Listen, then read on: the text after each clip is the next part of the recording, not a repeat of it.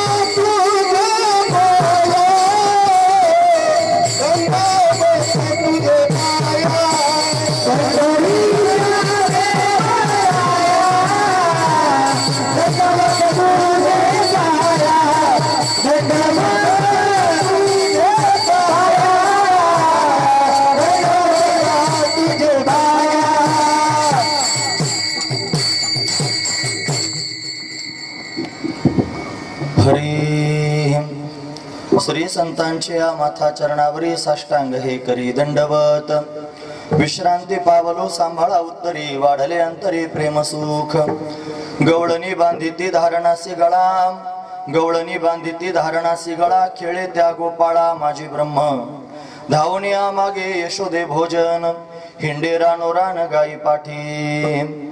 प्रस्तुत प्रतिवर्षीप्रमाणे याही वर्षी होणारा आपला हा अखंड हरिनाम सप्ताह, या सप्ताहातील असणारी ही काल्याची म्हणजे प्रसादाची असणारी कीर्तन रूपी सेवा ही अकारण करुणा वरुणालय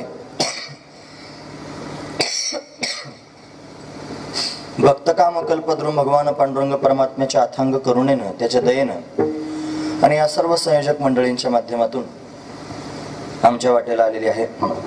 सेवेकरिता निवडलेला अभंग जगद्गुरु तुकोबरायांचा आहे आणि जगद्गुरु तुकोबरा अभंगाच्या माध्यमातून भगवान श्रीकृष्ण परमात्म्याच्या बाललीला वर्णन करून सांगतात। काय सांगतात महाराज? महाराज सांगतात, अनंत कोटी ब्रह्मांडाचा नायक असणारा भगवान गोकुळामध्ये प्रत्यक्ष प्रगट झाला। सर्वांना आनंद देण्याकरिता, सर्वांना सुख देण्याकरिता परमात्म्याचं प्राकट्य झालं आणि तो सुख देण्याकरिता वेगवेगळ्या पद्धतीनं विलक्षण असणाऱ्या लीला करू लागला। काय करू लागला? प्रथमदर्शी हा रांगू लागला, उभा राहू लागला, चालू लागला, पळू लागला, मित्रांबरोबर खेळू लागला आणि मित्रांकरता त्याने अशा पद्धतीनं लोण्याची चोरी करू लागला। हा लोण्याची चोरी करतोय असं गोपिकांनी पाहिलं आणि गोपिकांना त्याने हा राजाचा मुलगा असून चोरी करतो मोठं आश्चर्य वाटू लागलं। प्रथमदर्शितंतः दुर्लक्ष करून टाकलं की जाऊ द्या, खात असेल थोडस, पण बऱ्याच गोपाळांना घेऊन जमा होऊ लागला, सर्वांनाच खाऊ घालतोय, माठ फोडतोय। मग मात्र गोपिका रागावू लागल्या आणि रागावलेल्या गोपिकाने ठरवलं याला आता बांधून टाकायचं आणि यशोदेला कारण सांगायचं। म्हणून गोपिका कन्हैयाला बांधू लागल्या। कुठे बांधत आहेत असं जर कोणी विचारलं तर तुकोबरा वर्णन करून सांगतात, गवळणी बांधिती धारणासी गळा। धारण म्हणजे काय? मंथन करण्याकरिता असणारा जो माठ आहे, डेरा, त्या डेऱ्यामध्ये रवी घालावी लागते आणि त्या रवीला बांधण्याकरिता एक लाकूड असतं महाराज, आणि ते लाकूड ज्या खांबाला बांधलेलं असतं त्याला धारण म्हणतात। ते जे धारण नावाचं लाकूड आहे तो जो खांब आहे आणि त्या खांबाला त्यांनी या कन्हैयाला बांधून टाकत होत्या। असा असणारा हा कन्हैया गवळणी ज्याला बांधून टाकतात तो त्याग्नी महाराज मूर्तिमंत ब्रह्म आहे, सच्चिदानंद घन असणारा, व्यापक असणारा परमात्मा आहे।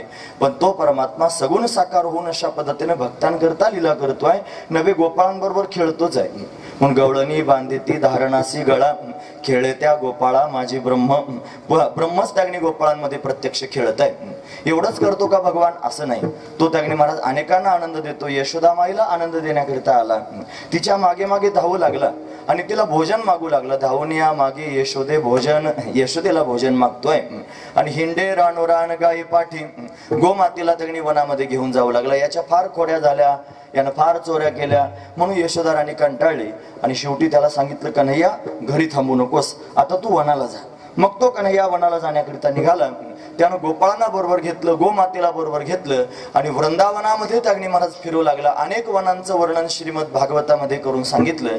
या अनेक वनांमध्ये गोपिकांना आनंद देण्याकरिता, गोपाळांना आनंद देण्याकरिता आणि गोमातेला आनंद देण्याकरिता हा कन्हैया हिंडू लागला। हिंडे रानोरान गाई पाठी, गोमातेच्या मागे हिंडतोय। खरं पाहिलं तर हा परमात्मा सर्व काळांनी संपन्न आहे, सर्व गुणांनी संपन्न आहे। तुका म्हणे सर्व काळा ज्याचे अंगे, सर्व काळा म्हणजे सगळे गुण ज्याच्या अंगात आहे का, यश, श्री, औदार्य, ज्ञान, वैराग्य, ऐश्वर्य, हे 6 गुण त्याच्या ठिकाणी वास्तव्य करतात, म्हणून तो भगवान आहे। पण तो भगवान जरी असला तरी सुद्धा भोळं भाबड रूप धारण करतोय आणि गोपाळांच्या समोर प्रेमाची भीक मागतोय। भोळेपणा लागे भीक मागे, भीक मागतोय। भोळेपणा त्यांनी धारण केला आणि भोळेपणा धारण करून भीक मागतोय प्रेमाची, कारण त्याला गरज प्रेमाचीच आहे। थोर प्रेमाचा भुकेला हाच दुष्काळ तयाला, असे अनेक प्रमाण आपण त्यांनी पाहू शकतो। म्हणून तो परमात्मा त्यांनी महाराज प्रेम मागतोय आणि प्रेम मागण्याकरिताच त्यांनी महाराज गोप गोपिकांच्या समोर सगुण साकार रूप धारण करून प्रगट झालेला आहे। हा अभंगातला सरळ असणारा भाव आहे, तो आपण त्यांनी अल्पशा पाहण्याचा प्रयत्न केला। विठोबा रघुमाई कुमाई बार कुमाई बार कुमाई बार कुमाई बार कुमाई बार कुमाई बार कुमाई बार कुमाई बार कुमाई बार कुमाई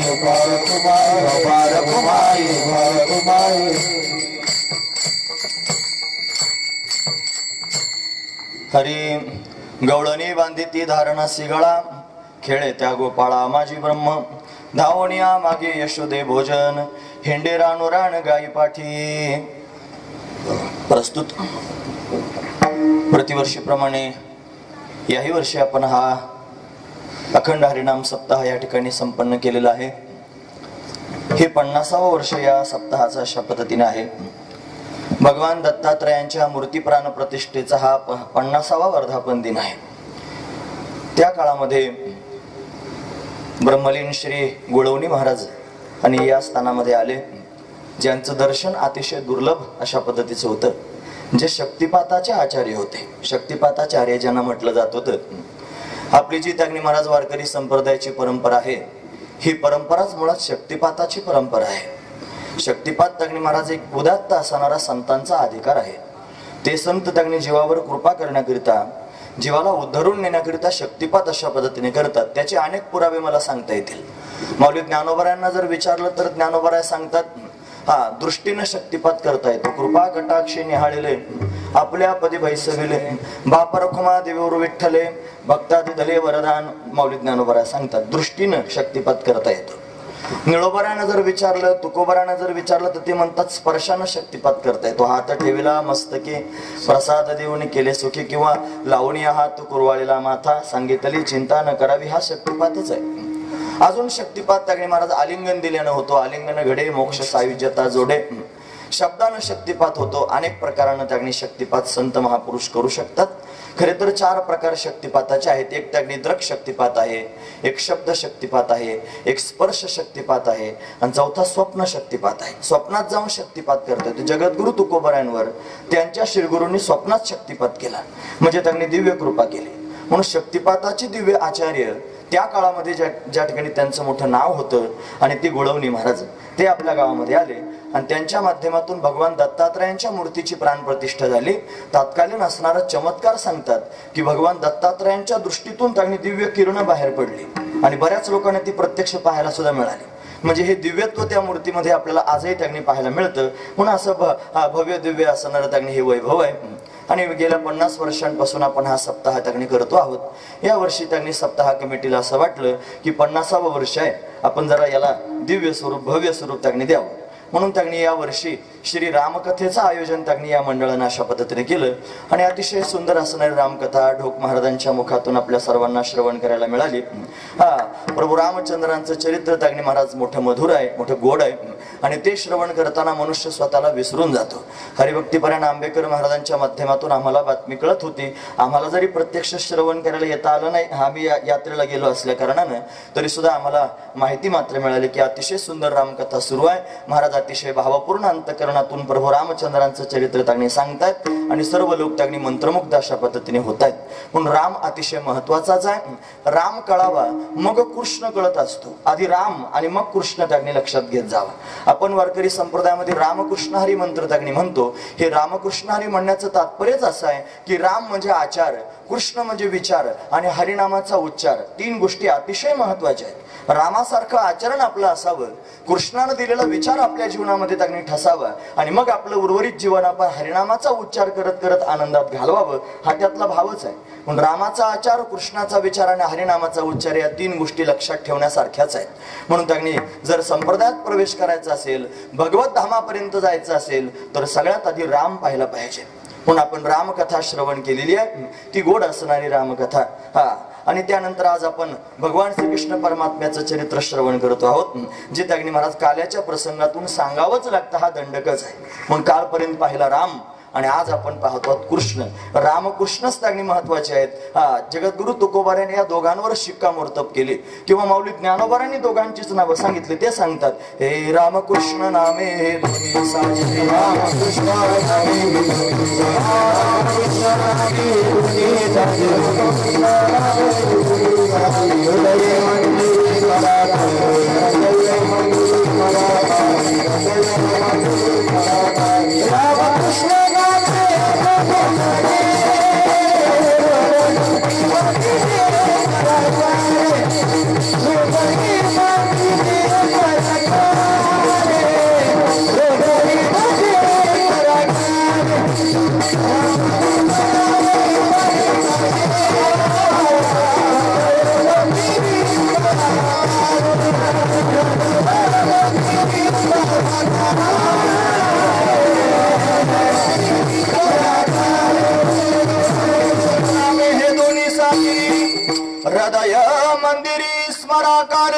आपुली आपण करा सोडवण संसार बंधन तोडावे की. महाराज वर्णन करून सांगतात, रामकृष्ण नामे, राम आणि कृष्ण ही दोन नावं धारण करून आलेले दोन अतिशय साजिरी रूप आहेत. रामाचं रूप अतिशय साजरं आहे आणि कृष्णाचं रूप अतिशय साजिरं आहे, जे मनात भरण्यासारखंच आहे. कालपर्यंत आपण रामकथा श्रवण केली, त्या शब्दांमधून तुमच्या समोर प्रत्यक्ष रामच महाराजांनी उभा केला. राम तुम्हाला प्रत्यक्ष जणू काही डोळे भरून पाहायलाच मिळाला. तो कोदंडपाणी असणारा राम, तो त्यागणी महाराज लक्ष्मणासहित असणारा राम, तो रणकर्कश असणारा राम, जो भक्तांवर कृपा करणारा राम, तो अतिशय मोहून घेणारा राम आहे. तसाच त्यागणी महाराज कृष्ण सुद्धा मोहून घेणार आहे. एकच परमात्मा आहे, तोच राम रूपानं प्रत्यक्ष प्रगट झाला आणि तोच परमात्मा कृष्ण रूपानं प्रगट झाला. फक्त आपण सर्वांनी त्याच्या लीला श्रवण करत असताना प्रत्यक्ष त्याच्यात प्रवेश करावा. जर आपण त्याच्यात प्रवेश केला तर तो परमात्मा प्रत्यक्ष आपल्या डोळ्यासमोर उभा राहतो. महाराज आपल्या या टाकळी गावाला आणि मोठं वैभव आहे. महाराज हे पहा, सामाजिक उन्नती होण्यानं लोक वैभव समजतात, आर्थिक उन्नती होण्यानं लोक वैभव समजतात, या अनेक गोष्टींनी लोक वैभव समजतात. गोष्ट खरी आहे, ते पण वैभवच आहे. पण त्यापेक्षा महत्वाची गोष्ट सांगतो, ज्या गावामध्ये सांस्कृतिक उन्नती आहे आणि ते गाव खरं वैभव संपन्न असणारं गाव आहे. ज्या गावामध्ये त्यागणी महाराज मुलं आई वडिलांना आदराचं स्थान देतात, ज्या गावामध्ये त्यागणी महाराज सर्वजण त्यागणी ज्येष्ठ श्रेष्ठांना वंदना करतात, जिथं मातृदेवो भव, पितृदेवो भव, अतिथी देवो भव, आचार्य देवो भव अशा पद्धतीनं परंपरा चालवली जाते आणि त्या गावाला खऱ्या अर्थानं वैभव संपन्न गाव म्हटलं पाहिजे. म्हणून त्यागणी महाराज इथे महाराज लोकांची परंपरा पाहायला मिळते. वैकुंठ तुमच्याकडे दोन पायमोडे महाराज झाले. एक तर त्यांनी विठ्ठल बाबा पायमोडे, ज्यांच्या समाधीचा त्यांनी सोहळा तिथे त्यांनी होत असतो, आणि दुसरे त्यांनी गावात ज्यांची समाधी मंदिर आपण तयार केलं, वैकुंठवासी बबन महाराज पायमोडे. आणि या दोघांच्या त्यागणी महाराज पदस्पर्शाने ही भूमी अतिशय आनंदमय झालेली आहे. त्यांच्यामुळे सगळ्या जगाला आणि अशा पद्धतीने भगवंताचं प्रेम आणि मग जो शक्तिपात योगाचा प्रवाह मी सांगत होतो तो अशा पद्धतीने प्राप्त झाला.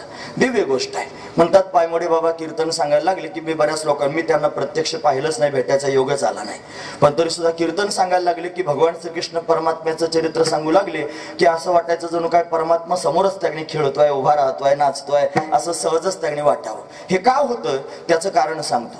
सांगणारा मनुष्य ज्या वेळेला भगवंताच्या लीलेत स्वतः प्रवेश करतो तेव्हा ऐकणारी माणसं आपाप प्रवेश करतात. म्हणून तर त्यांनी महाराज कथा श्रवण करायची असेल तर त्याच्यामध्ये आपण प्रवेश केला पाहिजे आणि असं समजलं पाहिजे आपण त्या स्थितीमध्ये गेलेलो आहोत आणि त्या काळामध्ये आपण उपस्थित आहोत. ही भावना पोटात निर्माण झाली की भगवंताच्या संगतीचं सुख अशा पद्धतीने प्राप्त होतं. तो भगवान संगतीचं सुख देण्याकरिता प्रत्यक्ष प्रगट होतो, तो अनेकांना दर्शन देण्याकरिता येतो. आजही आताच्या काळात सुद्धा एवढ्या भरकटलेल्या समाजामध्ये, एवढ्या भरकटलेल्या स्थितीमध्ये, पाश्चात्यवादी त्यागणी महाराज विचारधारेमध्ये, चंगळवादी असणाऱ्या या भूमिकेमध्ये, भोगवादी असणाऱ्या प्रवृत्तीमध्ये सुद्धा असे काही भक्त कान्याकोपऱ्यात पाहायला मिळतात की जे अखंड भगवंताचं चिंतन करतात आणि त्या चिंतनाचा परिणाम म्हणून या युगात सुद्धा परमात्मा प्रत्यक्ष त्यांना भेटण्याकरिता येतो. ते परमात्म्याला सोडून राहतच नाहीत महाराज, त्यांची अवस्थाच काही वेगळी आहे. म्हणून त्या अवस्थेपर्यंत जाण्याकरिता आपण प्रयत्न केला पाहिजे. कशी कळेल ती अवस्था, कोणत्या माध्यमातून जाता येईल त्या अवस्थेपर्यंत, त्याच्याकरिता एकमेव साधन ही कथा आणि हे कीर्तन आहे महाराज. या माध्यमातून भगवंताचं प्रेम पोटात उचंबळून येईल आणि एकांतात जाऊन त्यागणी महाराज भगवंताचं चिंतन घडेल आणि तो परमात्मा एकांतात आपल्याला भेटण्याकरिता येईल. यानं अनेकांना वचनं दिली महाराज, मी तुम्हाला भेटण्याकरिता येणार आहे, मी तुमच्या बरोबर खेळण्याकरिता येणार आहे, मी तुमच्यावर उड्या मारण्याकरिता येणार आहे. जेवढ्या जेवढ्या लोकांना वचनं दिली त्या वचनाची पूर्ती करण्याकरिता हा परमात्मा अनेक युगांमध्ये प्रत्यक्ष प्रगट झाला. हा त्यागणी सत्ययुगात प्रगट झाला, हा त्रेतायुगामध्ये त्यागणी प्रगट झाला, हा द्वापार युगातही प्रगट झाला. यानं सत्ययुगामध्ये त्यागणी महाराज नरसिंहासारखी, वराहासारखी रूप धारण केली. हा परमात्मा त्रेतायुगामध्ये राम रूपानं प्रत्यक्ष प्रगट झाला. यानं रावण कुंभकर्णाचा निपात अशा पद्धतीने केला आणि तोच परमात्मा त्यागणी द्वापार युगामध्ये कृष्ण रूपानं प्रत्यक्ष प्रगट झालेला आहे. का प्रगट झाला असेल? अनेकांना दिलेली वचनच आहेत. त्याची प्राप्ती अशी सहजासहजी होत नाही महाराज. ब्रह्मज्ञान प्राप्त करून घेणं फार सोपी गोष्ट आहे. यम नियम आसन प्राणायाम प्रत्याहार धारणा ध्यान करत करत समाधीपर्यंत जाणं सोपी गोष्ट आहे महाराज, फार कठीण नाही. योग चित्तवृत्ती निरोध, हा चित्तवृत्तीचा निरोध झाल्यानंतर सहजासहजी समाधी स्थानापर्यंत जाता येतं. असंभावना विपरीत भावनांची निवृत्ती झाल्यानंतर श्रवण मननाच्या माध्यमातून स्वरूपाच्या बोधापर्यंत जाता येतं. पण कठीण काय असेल? समाधी प्राप्त करून घेणं सोपं आहे. ज्ञानानं व्यापक भूमिका प्राप्त करून घेणं सोपं आहे, पण त्याच्यापेक्षा कठीण जर काय असेल तर भगवंताचा सगुण साक्षात्कार करून घेणं कठीण आहे महाराज. पण आपला जो संप्रदाय आहे हा फक्त ज्ञानापर्यंत थांबला नाही, हा संप्रदाय फक्त समाधीपर्यंत थांबला नाही, हा संप्रदाय त्यांनी सगुण भक्तीकडे वळाला आणि सगुण भक्तीच्या माध्यमातून भगवंताचं प्रेम पोटात उतरावं याच्याकरिता रात्रंदिवस परिश्रम करू लागले साधू संत. आणि त्यापेक्षा त्यांनी खळं केलं. तुकोबराय शब्द वापरतात खळं, कारण खळं हा जो शब्द आहे ना हा कष्ट दाखवणारा शब्द आहे. कारण खळं करायचं म्हणजे कष्ट असतात ना महाराज. आता खळे काय राहिलेच नाहीत, पण तरी सुद्धा सुगीच्या काळात तुम्ही बघा लोकांना फार कष्ट असतात आणि त्या कष्टातून धान्य अशा पद्धतीनं प्राप्त होतं, म्हणजे खळं करावं लागतं. म्हणून त्या परमात्म्याला सगुण साकार करण्याकरिता साधू संतांनी खळं केलं. म्हणून महाराज वर्णन करून सांगतात, हे अनिलाही रूपा बळे करुणी खळे हरिदास, करुणी खळे हरिदास, करुणी खळे हरिदास,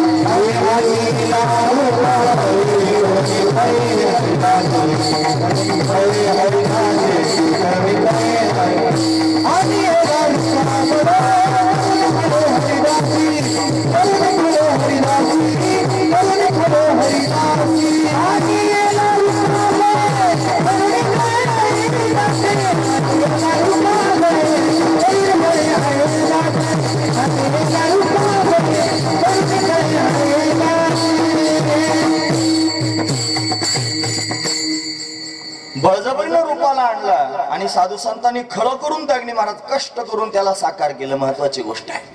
तपश्चर्या केली, भगवान प्रत्यक्ष प्रगट झाला आणि प्रगट होऊन या साधू संतांना विचारू लागला. कोणी कल्पभर तपश्चर्या केली, कोणाची 7-7 कल्पाची तपश्चर्या आहे. आमच्याकडे ग्रंथ आहे, त्या ग्रंथाचं नाव आहे राधा माधव चिंतन. त्या राधा माधव चिंतनात त्यांनी हे सगळे प्रसंग प्रत्यक्ष पाहायला मिळतात.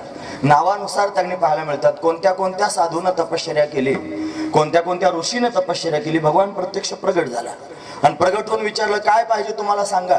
काय नाही देवा, तुझा अंगसंग व्हावा एवढंच वाटत आहे, तुझी संगती प्राप्त व्हावी एवढीच अपेक्षा आहे, तू आमच्या भोवती उड्या माराव्यास एवढंच त्यांनी वाटतं. तुझ्या संगतीत राहण्याचा छंद आम्हाला लागलेला आहे. भगवान तथास्तु म्हणाले. भगवंतानं सांगितलं, ठीक आहे मी तुम्हाला भेटायला येणार आहे, पण इथे नाही, द्वापारयुगात मी प्रत्यक्ष प्रगट होईल त्यावेळेला त्यांनी तुम्ही सर्वजण तिथे या.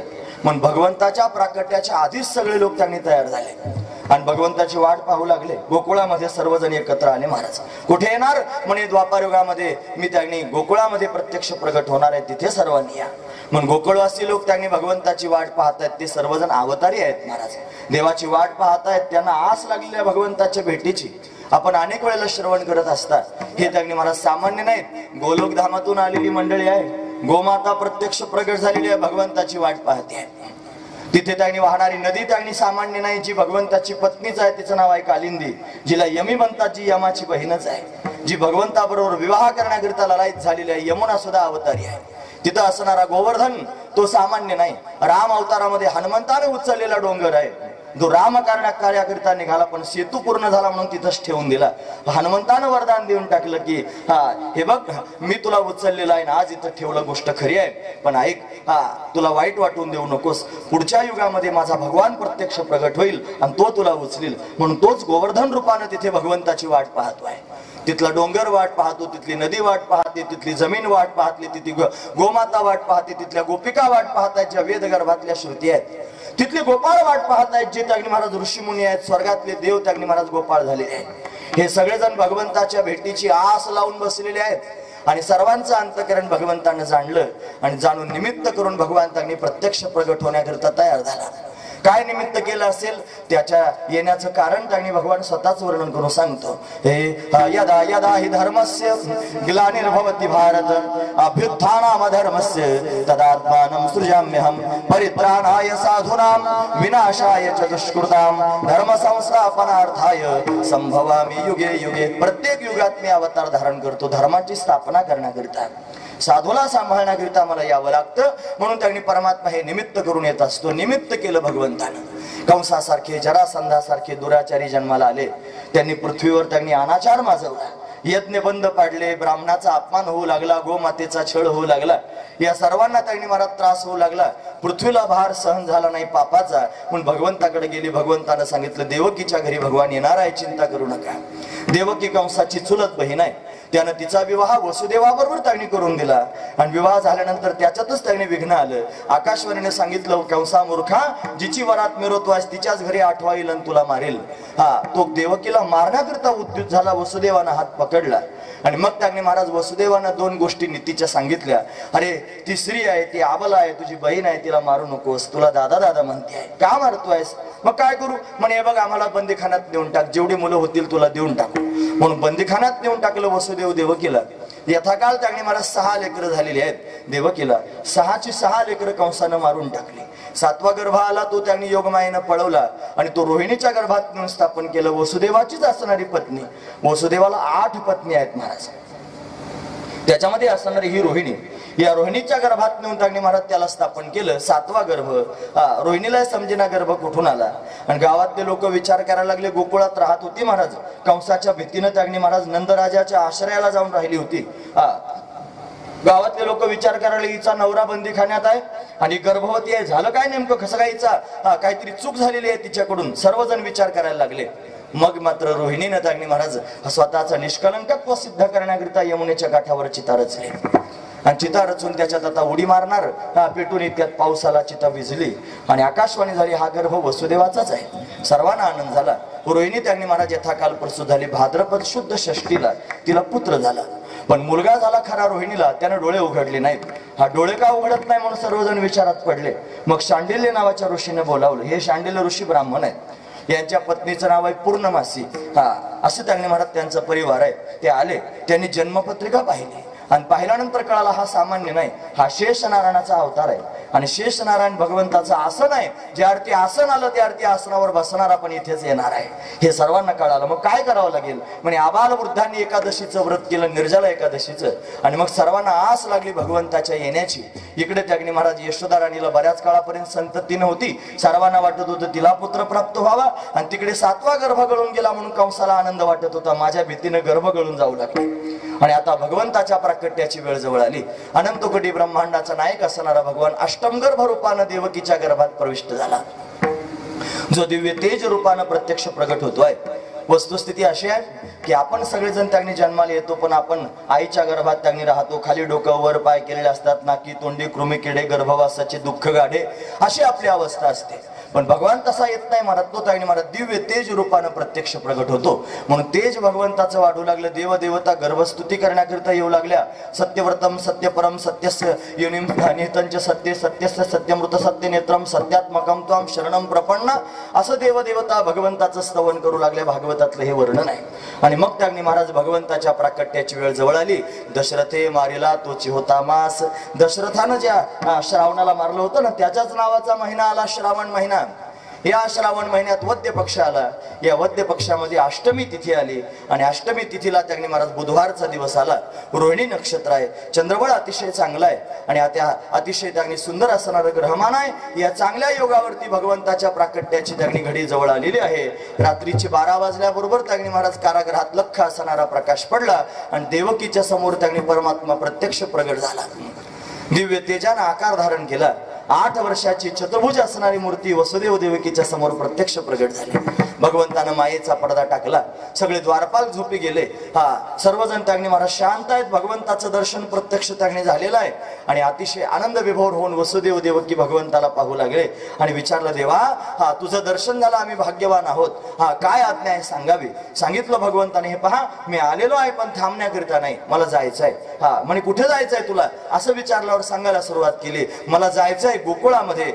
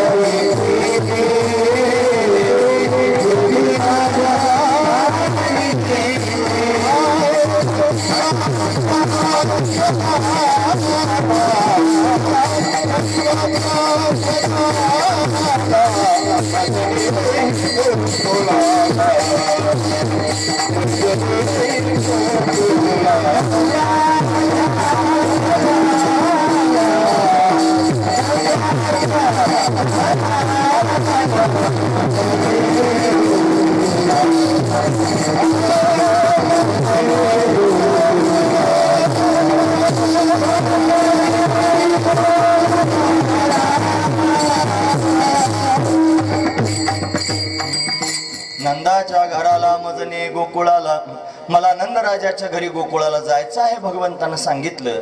आणि मग त्यागणी महाराज वसुदेवाला जाणीव झाली की हा नंदराजाच्या घरी जायचं म्हणतोय, पण देवा एवढा मोठा झालास, 8 वर्षाची मूर्ती तुझी दिसते, कसं न्यावं तुला. भगवंतानं सांगितलं चिंता करू नका, मी लहान होणार आहे. याला लहानही होता येतं मोठं पण होता येतं याची आपल्याला जाणीव असली पाहिजे, महत्वाची गोष्ट आहे. हा काही करू शकतो महाराज. बिनुपद चलहु सुनहु बिनु काना, बिनु कर करत करम विधी नाना. बिगर पायाचा चालू शकतो, हात नसताना काम करू शकतो, डोळे नसताना पाहू शकतो, कान नसताना ऐकू शकतो, मुख नसताना बोलू शकतो. याला सगळं काही करता येतं, महत्वाची गोष्ट आहे. म्हणून स्वतःचा महिमाच सांगत त्यांनी बोलू लागला, भगवान चिंता करू नका, मी लहान होणार आहे, मला नेऊन घाला वसुदेवाच्या समोर. त्यांनी भगवान बोलू लागले, नंदराजाच्या घरी मला जायचं आहे. आणि आता त्यांनी महाराज भगवान लहान झाले. लहान झाल्याबरोबर देवकीला मोठा आनंद झाला. महाराज घाईघाईनं भगवंताला जवळ घेतलं, स्तनपान करू लागले. पण दुसऱ्या क्षणाला आठवलं, हे जर त्यांनी कंसाला कळालं तर कंस धावत येईल आणि आतापर्यंत जे 6 लेकरं मारले तसं यालाही मारून टाकेल. म्हणून सोडा सोडा मिठी, लपवा लपवा जगजेठी, जणे कंसाशी कळेल, माझ्या बाळाशी मारेल. म्हणून तिनं त्यांनी महाराज तातडी केली आणि वसुदेवाच्या हातात भगवंताला दिलं. वसुदेवानं भगवंताला हातात घेतल्याबरोबर चमत्कार झाला. उचलिला कमळापती, पायीची बंधने गळती, बंधन गळून गेली. द्वारपाल त्यांनी महाराज झोपी गेलेले आहेत, कुलप गळून गेलेले आहेत, दरवाजे उघडले महाराज आणि हातात भगवंताला घेऊन निघाले. एक टोपली जवळ आली, देवाला टोपलीत घातलं, डोक्यावर घेतलं, रस्त्यानं चालू लागले. धोधो पाऊस पडू लागला. शेष नारायणानं वरतून फण धरला. समोर यमुना नदी त्यांनी आडवी आली. यमुनीला पूर येऊ लागला महाराज. एवढा पूर त्यांनी वाढू लागला. पण वसुदेवानं विचार केला, माझं बाळ वाचलं पाहिजे. हा बापाच्या भूमिकेतला असणारा वसुदेव आहे. मोठी लक्षणीय असणारी गोष्ट आहे. या कथा अशा 2-2 मिनिटात सांगण्यासारख्या नाहीत महाराज. याच्यात फार भाव आहे. एक भाव जर सांगायचं ठरलं तर 2-2 तास लागतील. एवढं त्यांनी त्याच्यात गच्च भरलेले भाव आहेत. वसुदेव सामान्य नाही. हा तर भगवंताचा पिता होण्याच्या योग्यतेचा आहे. म्हणजे काहीतरी साधना केली असेल. मागच्या जन्मातली साधना, 1000 वर्षाची तपश्चर्या केली होती. सुतपा नावाचा राजा होता, त्याच्या पत्नीचं नाव होतं पृष्णी. आणि 1000 वर्षाची तपश्चर्या केली. भगवान प्रसन्न झाले. विचारलं, काय पाहिजे तुम्हाला सांगा. ते म्हणे, काय नाही देवा, तुझ्यासारखा मुलगा व्हावा. भगवान म्हणले, माझ्यासारखा मीच आहे जगात, दुसरा कोणीच नाही. मग म्हणे, मीच येतो तुझ्या घरी. पण एवढी मोठी तपश्चर्या केली 1000 वर्षाची, एवढंच मागितलं मुलगा व्हावा म्हणून. तथास्तु तथास्तु तथास्तु, 3दा भगवान तथास्तु म्हटले. पण पृष्णी आणि सुतपाच्या घरी भगवान तागणी पृष्णी गर्भ झाले. पहिला अवतार. तेच पृष्णी आणि सुतपा कश्यप आणि आदिती झाले. भगवान त्यांच्या घरी वामन म्हणून प्रत्यक्ष प्रगट झाले. आणि तेच कश्यप आदिती त्यांनी वसुदेव देवकी झाले. भगवान त्यांच्या घरी कृष्ण रूपाने आले. म्हणून हा वसुदेव सामान्य नाही, तपस्वी आहे. पण त्याच्या पोटामध्ये वात्सल्य निर्माण झालेलं आहे. बाळाविषयीचं प्रेम निर्माण झालेलं आहे. माझं बाळ वाचलं पाहिजे. भगवंताला सामान्य समजू लागला. देवाची मायाच आहे महाराजी. म्हणून भगवंताची माया अनेकांवर काम करते. पहिली माया विमुखजन मोहिनी माया, दुसरी माया तागणी महाराज स्वजन मोहिनी माया, आणि तिसरी माया स्वमोहिनी माया. ही विमुखजन मोहिनी माया म्हणजे काय? आपण लोकांच्या समोर कंबर बांधून, फेटा बांधून 2 तास पाया पडून सांगतो, अरे भगवंताचं भजन करा, तरी लोक ऐकत नाहीत महाराज. शेंडी सगळं संसारात बुडालेली आहेत. काहींच्या तर शेंड्याच उमऱ्याला बांधलेल्या आहेत, घरातून निघतच नाहीत बाहेर. महत्वाची गोष्ट आहे. का बरं? त्याचं कारण भगवंताची माया. ती माया प्रभाव टाकते आणि त्या प्रभावानं लोक भगवंताकडे येत नाहीत, विमुख झालेले आहेत. विमुखजन मोहिनी माया, तिचं नावच आहे महाराज ते. म्हणून भगवान माया टाकतो. दुसरी माया स्वजन मोहिनी माया.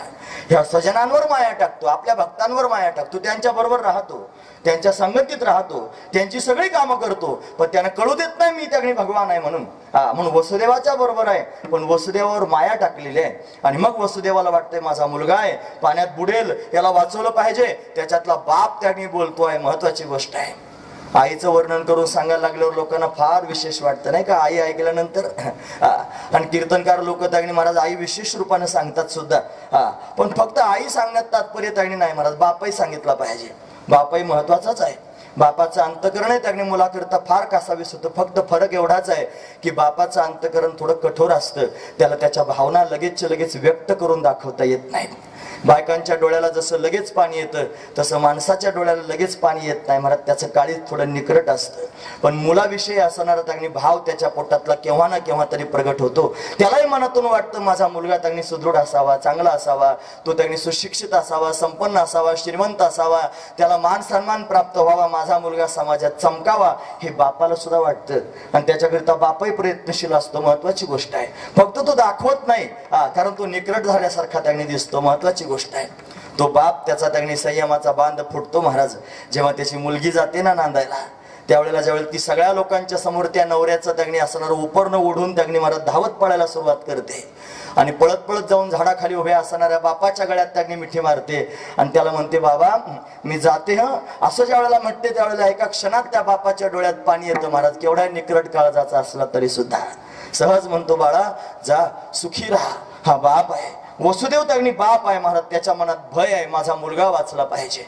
घाईघाईनं पाण्यात प्रवेश केला, पुरात प्रवेश केला. गोट्याचं पाणी गुडघ्याला, गुडघ्याचं कमरेला, कमरेचं छातीला येऊ लागलं. वसुदेवाच्या नाकातोंडात पाणी जाणार भगवंतानं ओळखलं आणि पायाचा अंगुष्ठ त्याने मला स्पर्श केल्याबरोबर यमुना दुभंगली. यमुनेनं रस्ता दिला, पलीकडच्या काठावर भगवान त्यांनी जाऊन पोहोचले. अलीकडचा काठ म्हणजे त्यांनी प्रवृत्ती तट आहे आणि पलीकडचा काठ म्हणजे निवृत्ती तट आहे. याच्यात बरेच भाव आहेत. हे जर सांगायचे ठरले 10 दिवसाची दशमस्कंद कथा केली आम्ही आता निमगाव वाघाला, पण तरी सांगून झाले नाहीत. महत्वाची गोष्ट आहे. असे 2 तासात कसे सांगून होतील. आता 11:30च्या नंतर तुम्ही सगळे घाबरे होणार. 11:30च्याच काठावर थांबावं असं तुम्हाला सगळ्यांना वाटणार. मी नक्कीच प्रयत्न करीन 11:30 पावणे 12 वाजेपर्यंत थांबण्याचा. त्याच्यापेक्षा पुढे जाणार नाही. आम्हालाही पुढे कार्यक्रम आहेत, असू द्या. म्हणून विस्तारानं भाव सांगण्या इतपत वेळ माझ्याकडे नाही, पण कान उंच करून ऐका. महत्वाची गोष्ट सांगतोय. पलीकडच्या काठावर भगवान जाऊन त्यांनी पोहोचलेले आहेत. तिथे यशोदा राणीच्या समोर कन्या प्रगट झाले. वसुदेवानं आपला मुलगा तिथे ठेवला, कन्या आपल्या बरोबर घेतली आणि भगवान त्यांनी तिथे आनंदाने गोकुळात जाऊन पोहोचले. आणि आता वसुदेवानं त्यांनी ती कन्या कारागृहामध्ये आणली. तिनं आकांत केला. कंस धावत आला, तिला मारण्याचा प्रयत्न करू लागला. त्याच्या हातातून निसटली. तिनं आकाशात उभं राहून सांगायला सुरुवात केली, कंसाला मूर्खा मला काय मारतोयस? अरे तुला मारणारा माझ्या आधी जन्मात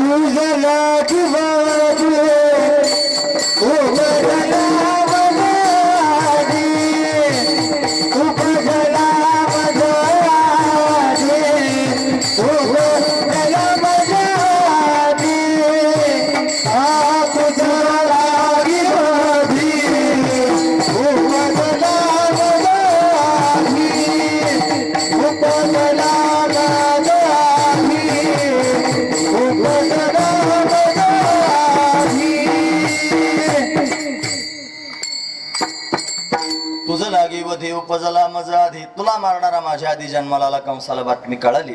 कंस भयभीत झाला. इकडे परमात्मा प्रगट झाल्याची बातमी नंदराजाच्या बहिणीला कळाली, सुनंदेला. तिनं त्यांनी खिडकीतून पाहिलं. नीलमण्यासारखा चमकणारा माझा कन्हैया तिला दिसला. घाईघाईनं त्यांनी धावत गेली. यशोदेला झोप लागली होती. माईला जाग केलं. वहिनी जाग्यावा, तुम्हाला मुलगा झाला. यशोदेनं कन्हैयाला हृदयाला लावलं. घाईघाईनं त्यांनी सुनंदा नंदराजाला सांगण्याकरिता गेले. नंदराजानं नवरत्नांची माळ सुनंदीला देऊन टाकली. सुनंदा गवळण सगळ्या गावात सांगू लागली, गवळण सांगे गवळणीला पुत्र झाला यशोदेला. सगळा गाव आनंद विभोर झाला आणि सर्वजण भगवंताला पाहण्याकरिता येऊ लागले. नटून थटून शृंगार करून भगवान त्यांनी महाराज पाळण्यात आहे. त्याचा शृंगार त्यांनी महाराज अशा पद्धतीने केलेला आहे आणि सगळा गाव भगवंताला अशा पद्धतीने त्यांनी पाहण्याकरिता आलेला आहे. भगवंताचं दर्शन प्राप्त करून सगळा गाव आनंद विभोर झालेला आहे. गोकुळीच्या सुखा अंतपार नाही लेखा. बाळकृष्ण नंदा घरी आनंदल्या नर नारी. गुढिया तोरणे करीती कथा गाती गाणे. सर्वत्र आनंदाचा आनंदाचं वातावरण आहे. सर्वजण त्यांनी बधाई देतात, बधाई हो, बधाई हो, बधाई हो.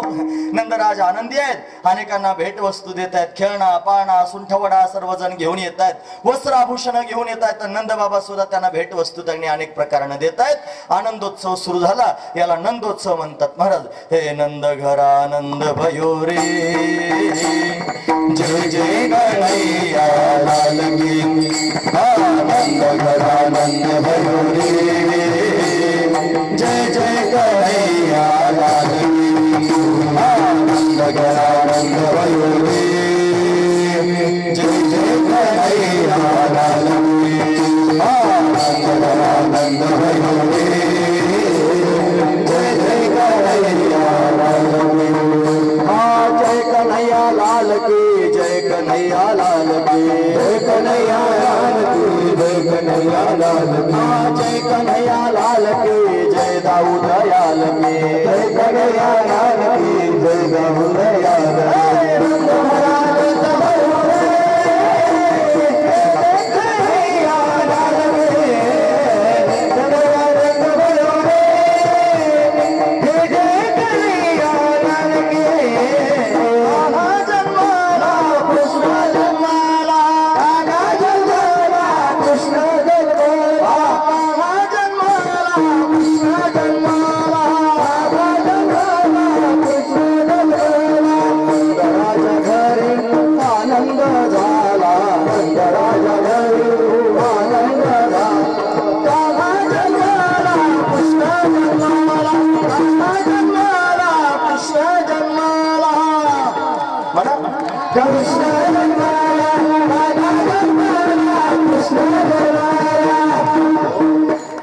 नंदराजा घरी आनंद झाला. कान्हा जन्मला, कृष्ण जन्मला. कृष्णाच्या प्राकट्यानंच आनंद होतो महाराज. कारण कृष्ण आणि आनंद एकाचेच दोन नाव आहेत. महत्वाची गोष्ट आहे, कृष्णचा आनंद आहे आणि आनंदच कृष्णाच्या रूपानं प्रत्यक्ष प्रगट झालेला आहे. तो सामान्य नाही. तोच ब्रह्म आहे. मूर्तिमंत असणारा ब्रह्म भगवंताच्या रूपानं प्रगट झालं. ब्रह्म कसं काय प्रगट होईल? जर प्रक्रियाच पाहायची ठरली तर ब्रह्म अशी वस्तू आहे जी कणाकणात व्यापक आहे महाराज, जी परिच्छिन्न नाही, जी व्यापक आहे. म्हणून ब्रह्म हा जो शब्द आहे ना, व्याकरणाच्या दृष्टीने जर पाहायचं ठरलं तर त्यांनी व्रीही नावाच्या धातूपासून तयार झाला. व्रीही व्यापकत्वे, जे व्यापक आहे, ज्याच्या ठिकाणी त्यांनी कोणत्याच प्रकारचा परिच्छेद नाही, देश परिच्छेद नाही, काल परिच्छेद नाही आणि वस्तू परिच्छेद नाही. देश काल वस्तू भेद रहित असणारं जे तत्व आहे त्याला ब्रह्मतत्व असं म्हणत जावं. म्हणून सगळ्या देशांमध्ये ते व्याप्त आहे, सगळ्या कालांमध्ये व्याप्त आहे. काल होतं, आज आहे, उद्या पण राहणार आहे. आणि सगळ्या वस्तूंमध्ये त्यांनी महाराज ते व्याप्त आहे महाराज. म्हणून देशात कालात आणि वस्तूत सर्व ठिकाणी व्याप्त असणारं जे तत्व आहे आणि ते त्यांनी महाराज सर्वांचं अधिष्ठान असणारं तत्व आहे, सर्वाधिष्ठान. आणि या सगळ्याची सगळ्या गोष्टी त्याच्यावर अध्यस्त आहेत आणि तो त्यांनी अधिष्ठान रूप आहे. असा असणारा अधिष्ठान स्वरूप परमात्मा, जो व्यापक असणारा परमात्मा, आणि तो कृष्ण रूपानं प्रगट झाला. मग जो व्यापक आहे तो परिच्छिन्न रूपात आला कसा? आणि जो परिच्छिन्न आहे त्याला तुम्ही व्यापक म्हणता कसं? महत्वाचीच गोष्ट आहे. पण ऐका, त्या परब्रह्म स्वरूपाच्या ठिकाणी शबलत्व आलं. त्यानं स्वतःचाच आनंद स्वतः भोगण्याकरिता आणि त्यांनी स्वमोहिनी असणारी माया तिचा स्वीकार केला. स्वमोहिनी माया, तिसरी माया मग दोनच आपण पाहिल्या. एक विमुखजन मोहिनी माया, दुसरी स्वजन मोहिनी माया आणि तिसरी स्वमोहिनी माया, जी स्वतःला मोहित करून टाकणारी माया. तो परमात्मा स्वतःच तिच्या रूपानं प्रत्यक्ष प्रगट झाला. तिचा त्याचा संबंध झाला, अनादिकल्पित तादात्म्य संबंध. आणि या संबंधातून त्याग्नी महाराज तिच्या माध्यमातून त्यानं नाव आणि रूप धारण केलं. ती स्वतःच म्हणते मी त्याला प्रगट केलं. पती जन्मला माझी उदरी, मी झाले तयाची नोवरी. माझा पती माझ्याच पोटी जन्माला आला, ती म्हणते आहे, ती माया म्हणते आहे. तिनं परमात्म्याला जन्माला घातलं. वास्तविक पाहता जो सगळ्यांचं मूळ आहे, सगळ्यांचा आधी आहे, आणि त्या परमात्म्याला तिनं जन्म दिला. पती जन्मला माझे उदरी, मी झाले तयाची नोवरी. आणि फक्त नवरी झाली असं नाही, पतिव्रता धर्म पाहाव कैसा, सर्वापरी पती भोगे जे ओझा. मी पतीचा भोग घेते आहे. काय आहे त्याच्याकडे भोग घेण्यासारखं? तो आनंद स्वरूप आहे. मग तो निर्गुण निराकार पती आहे, त्याला कशी काय भोगतेस? ती म्हणते निर्गुण पती आवडे मज, आधी माय पाठी भाज झाली. माय म्हणजे आई आणि भाज म्हणजे बायको. तुम्ही ऐकतात ना सर्वजण? महत्वाची गोष्ट आहे. निर्गुणच आहे पती माझा, आणि तो मला फार आवडतो, पण त्याला भोगण्याकरिता मी आधी त्याची माय झाले, म्हणजे त्याची आई झाले, आणि मग त्यांनी महाराज त्याची आई होऊन त्याला जन्माला घातलं, आणि त्याला जन्माला घालून त्याच्याशीच लग्न केले, मग त्याची भाज झाली, भाज म्हणजे पत्नी झाली. कसा विचित्र खेळ आहे नाही का? हा खेळ ज्याला कळेल ना तो जीवनमुक्त होऊन जाईल. महत्वाची गोष्ट आहे, जीवनमुक्त होण्याकरिता हा खेळ कळाला पाहिजे. हे भगवंतापासूनच झालं. भगवान म्हणतो हे मज चिस्तव झाले परी मिया नाही केले, ऐसे जेने जाणितले तो सुटला का.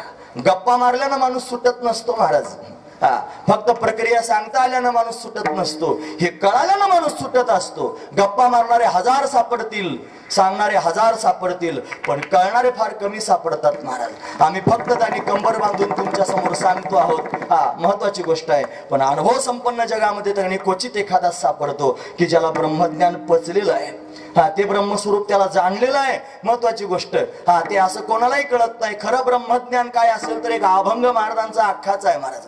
न करी रे संग राहे रे निश्चळ, लागोने दिमळ ममतेचा, या नावे अद्वैत खरे ब्रह्मज्ञान, अनुभवा वाचून बडबडते, इंद्रियांचा जय वासनेचा क्षय, संकल्पाहीवरी नयमन, या नावे अद्वैत खरे ब्रह्मज्ञान, अनुभवा वाचून बडबडते, तुका म्हणे नये जाणीव अंतरा, आणि आंतरीय धारा आनंदाचा, या नावे अद्वैत खरे ब्रह्मज्ञान, अनुभवा वाचून बडबडते. म्हणून तो अंतरामध्ये असणारा आनंदाचा धारा हाच ब्रह्मज्ञानाचा मुख्य असणारा शिक्का आहे. तो ज्याला प्राप्त झाला त्याला या प्रक्रिया कळतील, त्याला ती नवरी पण कळेल, त्याला तो पती पण कळेल, तिनं कसं जन्माला घातलं हे पण कळेल, आणि खेळच कळेल महाराज. तो परमात्माच खेळतो आहे.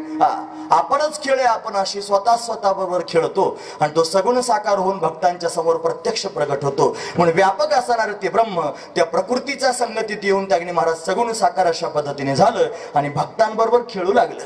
प्रत्यक्ष पाहण्यामध्ये परमात्म्याला पाहिलं, सर्व लोकांना आनंद झाला. बधाई हो सर्वजण करू लागले. इकडे कंसाला मात्र भय निर्माण झालं. कंसानं भीतीपोटी त्यांनी महाराज भगवंताला मारण्याकरिता षड्यंत्र करायला सुरुवात केली.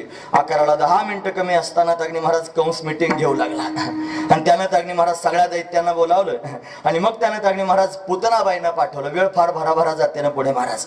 मला फार त्यांनी चिंतन सांगावं असं वाटतं या अभंगातले. हे अभंग फार गोड आहे, म्हणून त्या मुद्द्यापर्यंत मी आता घाईनं जाणार आहे. नाही तर अनेक ऐकणारे लोक आहेत, कायम काल्याचं कीर्तन ऐकतात, ते म्हणतील आज फार काडीनं औषध चालू आहे, लावायचं काम घाईघाईनं तुम्ही पुढे गेलात. त्याचं कारणच तसं आहे की पुढे त्यांनी महाराज महत्वाची गोष्ट सांगायची, लक्षपूर्वक ऐका. भगवान त्यांनी महाराज प्रगट झाला, कंसाला वाईट वाटू लागलं. भगवान प्रगट झाल्यानंतर कंसाला वाईट वाटणारच महाराज. तुम्ही ऐकतात ना सर्वजण. भगवान म्हणजे बोध, भगवान म्हणजे ज्ञान, आणि ज्या दिवशी ज्ञान प्रगट होतो त्या दिवशी सगळ्यात आधी धोका निर्माण होतो कोणाला? अहंकाराला. अहंकाराला जावं लागतं महाराज ज्ञान आल्यानंतर. म्हणून सगळ्यात मोठी भीती जर कोणाला असेल तर अहंकाराला. अहंकार म्हणजे कंस. या कंसरूपी अहंकाराला भीती निर्माण झाली. देव प्रगट झालाय. कारण खरं ज्ञान तर तेच आहे जिथं फुगीरपणा संपून जातो. आपल्याला थोड्या 2-4 प्रक्रिया आल्या की फुगीरपणा वाढतो. ज्ञान फुगीरपणा वाढवण्याकरिता नसतं, ज्ञान फुगीरपणा घालवण्याकरिता असतं. 2-4 वळी त्यांनी पाठ होतात, त्यांनी मग माणूस त्यांनी फुगून जातो. महत्वाची गोष्ट आहे. म्हणून तर त्यांनी महाराज अर्ध्या हळकुंडानं पिवळं होणं जे म्हणतात की नाही, हे त्यालाच म्हणतात. हे आंबेडकर महाराजांची वडील आहेत, ते म्हणतात अर्ध सुद्धा लागत नाही, काय हो, तुकडाच लागतो फक्त हळकुंडाचा. एवढ्या तुकड्यानं सुद्धा माणूस त्यांनी पिवळा होऊन जातो. महत्वाची गोष्ट आहे. असं नसावं. जीवनामध्ये ज्ञान पक्क त्यांनी ठसावं. ते दृढ अपरोक्ष ब्रह्मज्ञान त्यांनी प्राप्त व्हावं, मग त्यांनी कंस मारला जाईल. महत्वाची गोष्ट आहे. म्हणून त्यांनी महाराज कंस भयभीत झाला. यानं पुतनाबाईंना पाठवलं. पुतना म्हणजे अविद्या, भगवंताला झाकण्याकरिता आली, पण भगवंतानं तिचा उद्धार करून टाकला. उद्धरून नेली महाराज पुतना. तिला सायुज्य मोक्ष प्राप्त दिला. त्वासनकाधिकाचे निमाने सायुज्य सौरसुधी धला पुतने, जी विषाचे निस्तन पाने मारू आली. नवे देवकीला यशोदेला जी गती प्राप्त करून द्यावी ती गती त्यांनी महाराज पुतनेला प्राप्त करून दिली. अहो बकीयम सनकालकूटम जिगंसया पाय यदप्य साध्वी लेभे गतिम धातृचिताम ततोन्य कमवा दयालोम शरणम व्रजेन. दयाळू असणारा परमात्मा त्यानं त्यांनी महाराज देवकीला आणि यशोदेला जी गती द्यावी ती पुतनेला प्राप्त करून दिली. पुतनेचा उद्धार झाला. यानंतर महाबळ नावाचा दैत्य आला. तो ब्राह्मणाच्या रूपात आला. भगवंतानं त्याची विटंबना केली. जीवेच मारला नाही.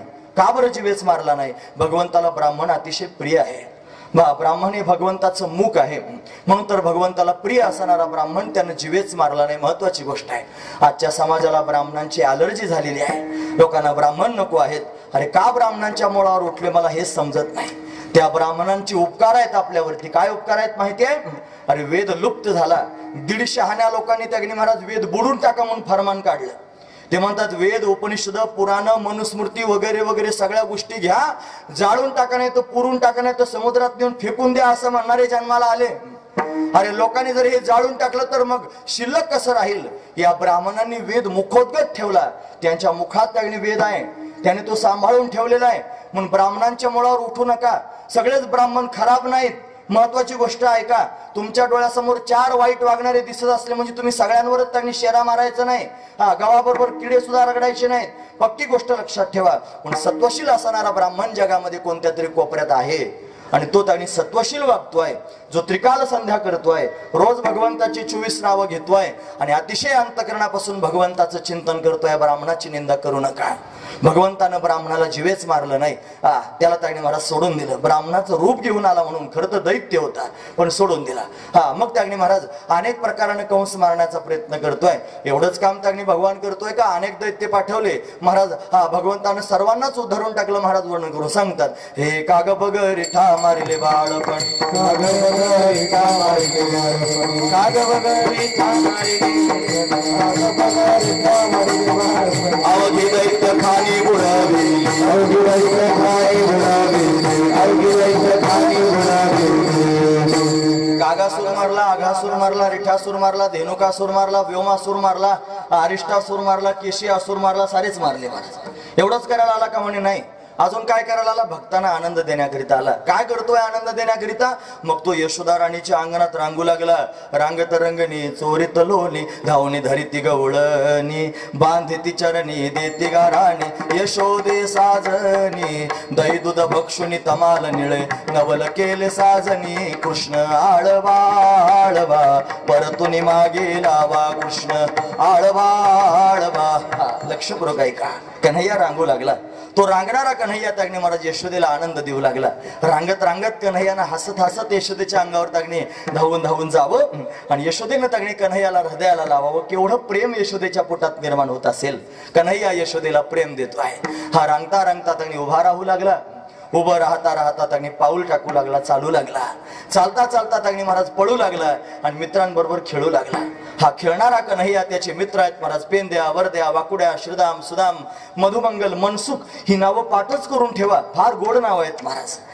म्हणून ही भगवंताचे मित्र आहेत सगळे. यांच्याबरोबर खेळतोय.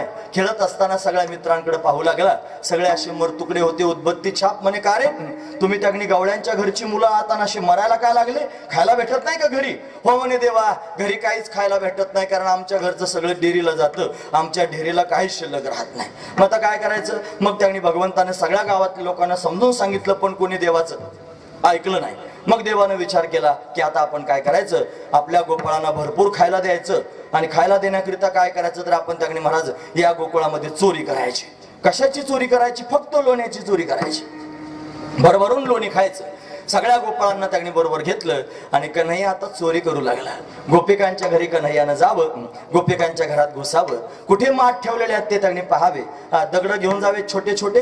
मोकळ्या माठावर दगड पडला की खण आवाज येत होता आणि भरलेल्या माठावर दगड पडला की बद आवाज यायचा.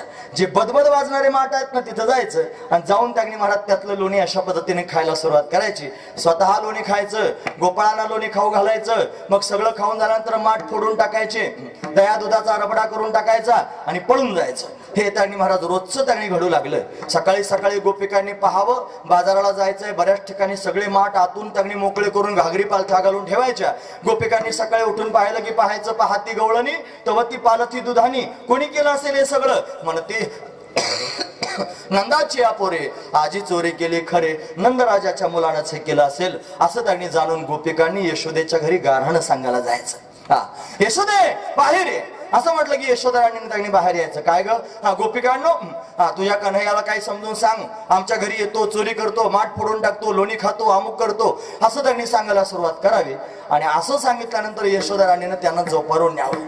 तिने सांगायचं काय खोटं बोलता बाळ सगुण गुणाचे ताने बाळ दिसतय गोजिरवाने काय सांगता गाराने ग गोकुळच्या नारी तुम्ही गोकुळातल्या नारी 12 घरच्या 12 म्हणे ढालगजा आणि माझ्या लेकराला नाव ठेवता अजिबात माझं बाळ चोरी करीत नाही तुम्ही त्याने चोरीचा हात त्याच्यावर घालता आहात तुम्ही जर त्याला खरोखर पकडून दाखवलं तर मग मी खरं समजीन की तुम्ही त्याने भगवंताला चोरी करताना पाहिले म्हणून त्याला रंगे हात पकडून दाखवा महत्वाची गोष्ट आहे आता गोपिकांनी विचार केला की कन्हैयाला बसा कन्हैयाला त्यांनी महाराज पकडायचं आणि पकडून बांधून टाकायचं आणि यशोदेला घेऊन जायचं दाखवण्याकरिता महत्वाची गोष्ट आहे एक दिवशी कन्हैया त्यांनी महाराज गोपिकांच्या घरात घुसला आणि घुसल्यानंतर त्यांनी महाराज लोणी शोधू लागला कुठे लोणी ठेवलेलं आहे गोपाळांना पोटभर खायला द्यायचंय आणि शोधत असताना त्यांनी महाराज गोष्ट घडली कन्हैयानं आतमध्ये त्यांनी महाराज त्या डेऱ्याजवळ प्रवेश करण्याची वेळ आणि त्या गोपिकेनं समोर येण्याची वेळ एकच झाली त्या गोपीनं कन्हैयाला पाहिलं आणि पाहिल्याबरोबर त्यांनी महाराज पकडलं आणि पकडल्याबरोबर त्यांनी कान धरला आणि त्याला म्हणू लागली का रे सगळ्या गावाला त्रास देतोस सर्वांना त्रस्त करून टाकलं कोणाच्या हाताला सापडत नाही तुझी आई म्हणते त्यांनी रंगे हात पकडून दाखवा आता बांधूनच टाकते तुला गोपाळांबरोबर खेळत होता कन्हैया व्यापक असणारं ब्रह्म सगुण साकार झालं गोपाळांच्या बरोबर खेळू लागलं आणि त्यांना भरपूर खायला द्यायचं म्हणून गोपिकांच्या घरात शिरू लागलं आणि गोपिकांच्या घरात शिरल्यानंतर गोपिकांनी त्याला पकडलं आणि पकडून आता यशोदेला गाराणं सांगायचंय म्हणून त्याला बांधून टाकायचं ठरलं पण बांधावं कुठे असा प्रश्न पडला म्हणून त्यांनी गोपिकांनी त्याच्या गळ्यालाच दोरी बांधली आणि गळ्याला दोरी बांधून ती दोरी त्यांनी महाराज धारणाला बांधून टाकली धारणाला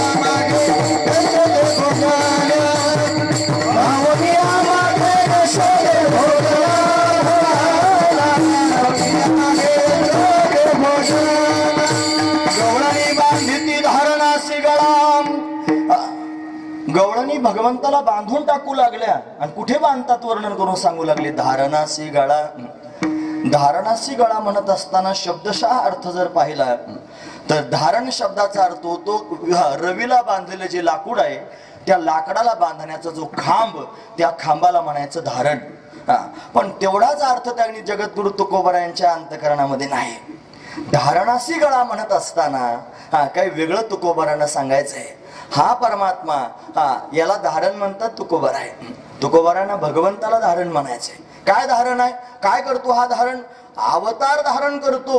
कोणाचा गळा बांधला? ब्रह्माचा गळा बांधला. पण कोणत्या?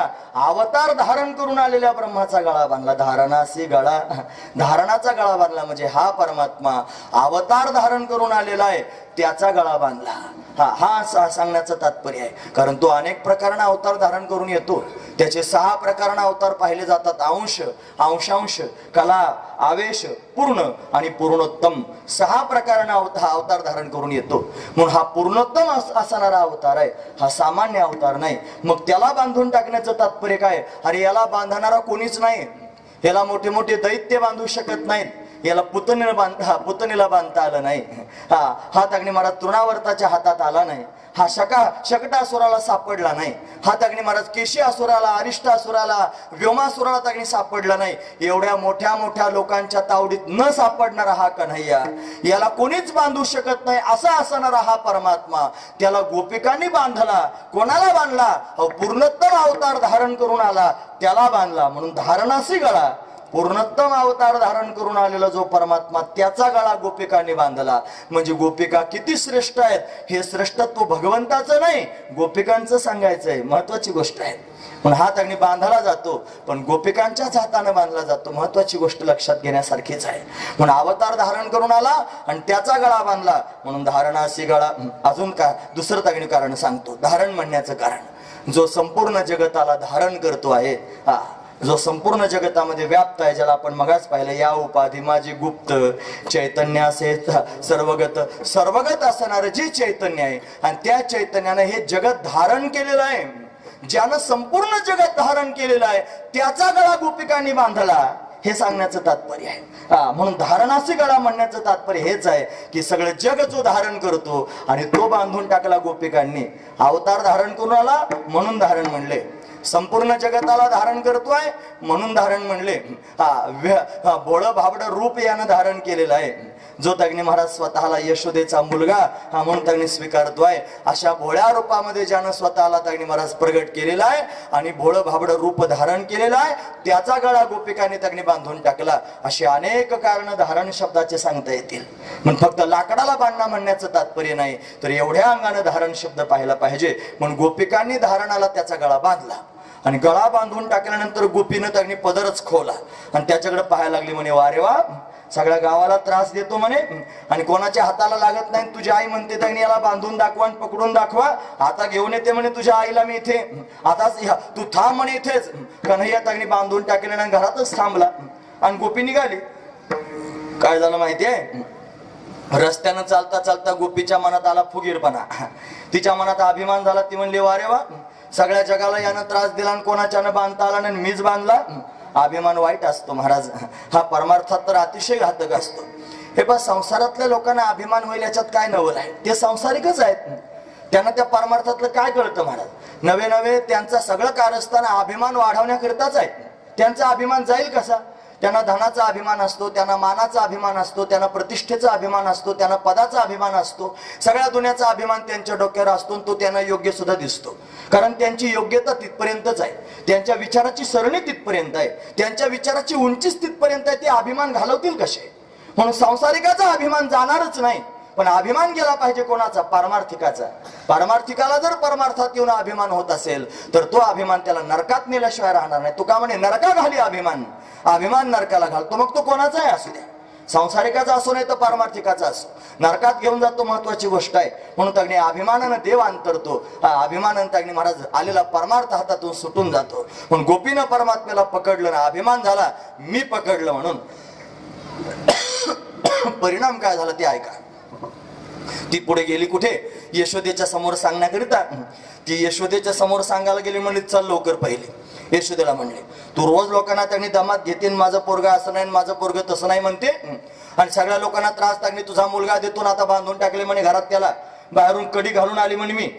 अजिबात त्यांनी कोणी आतमध्ये घुसणार नाही, चल म्हणे तुला दाखवते चोऱ्या करतो की नाही. यशोदा म्हणली चल दाखवते. तर निघाली.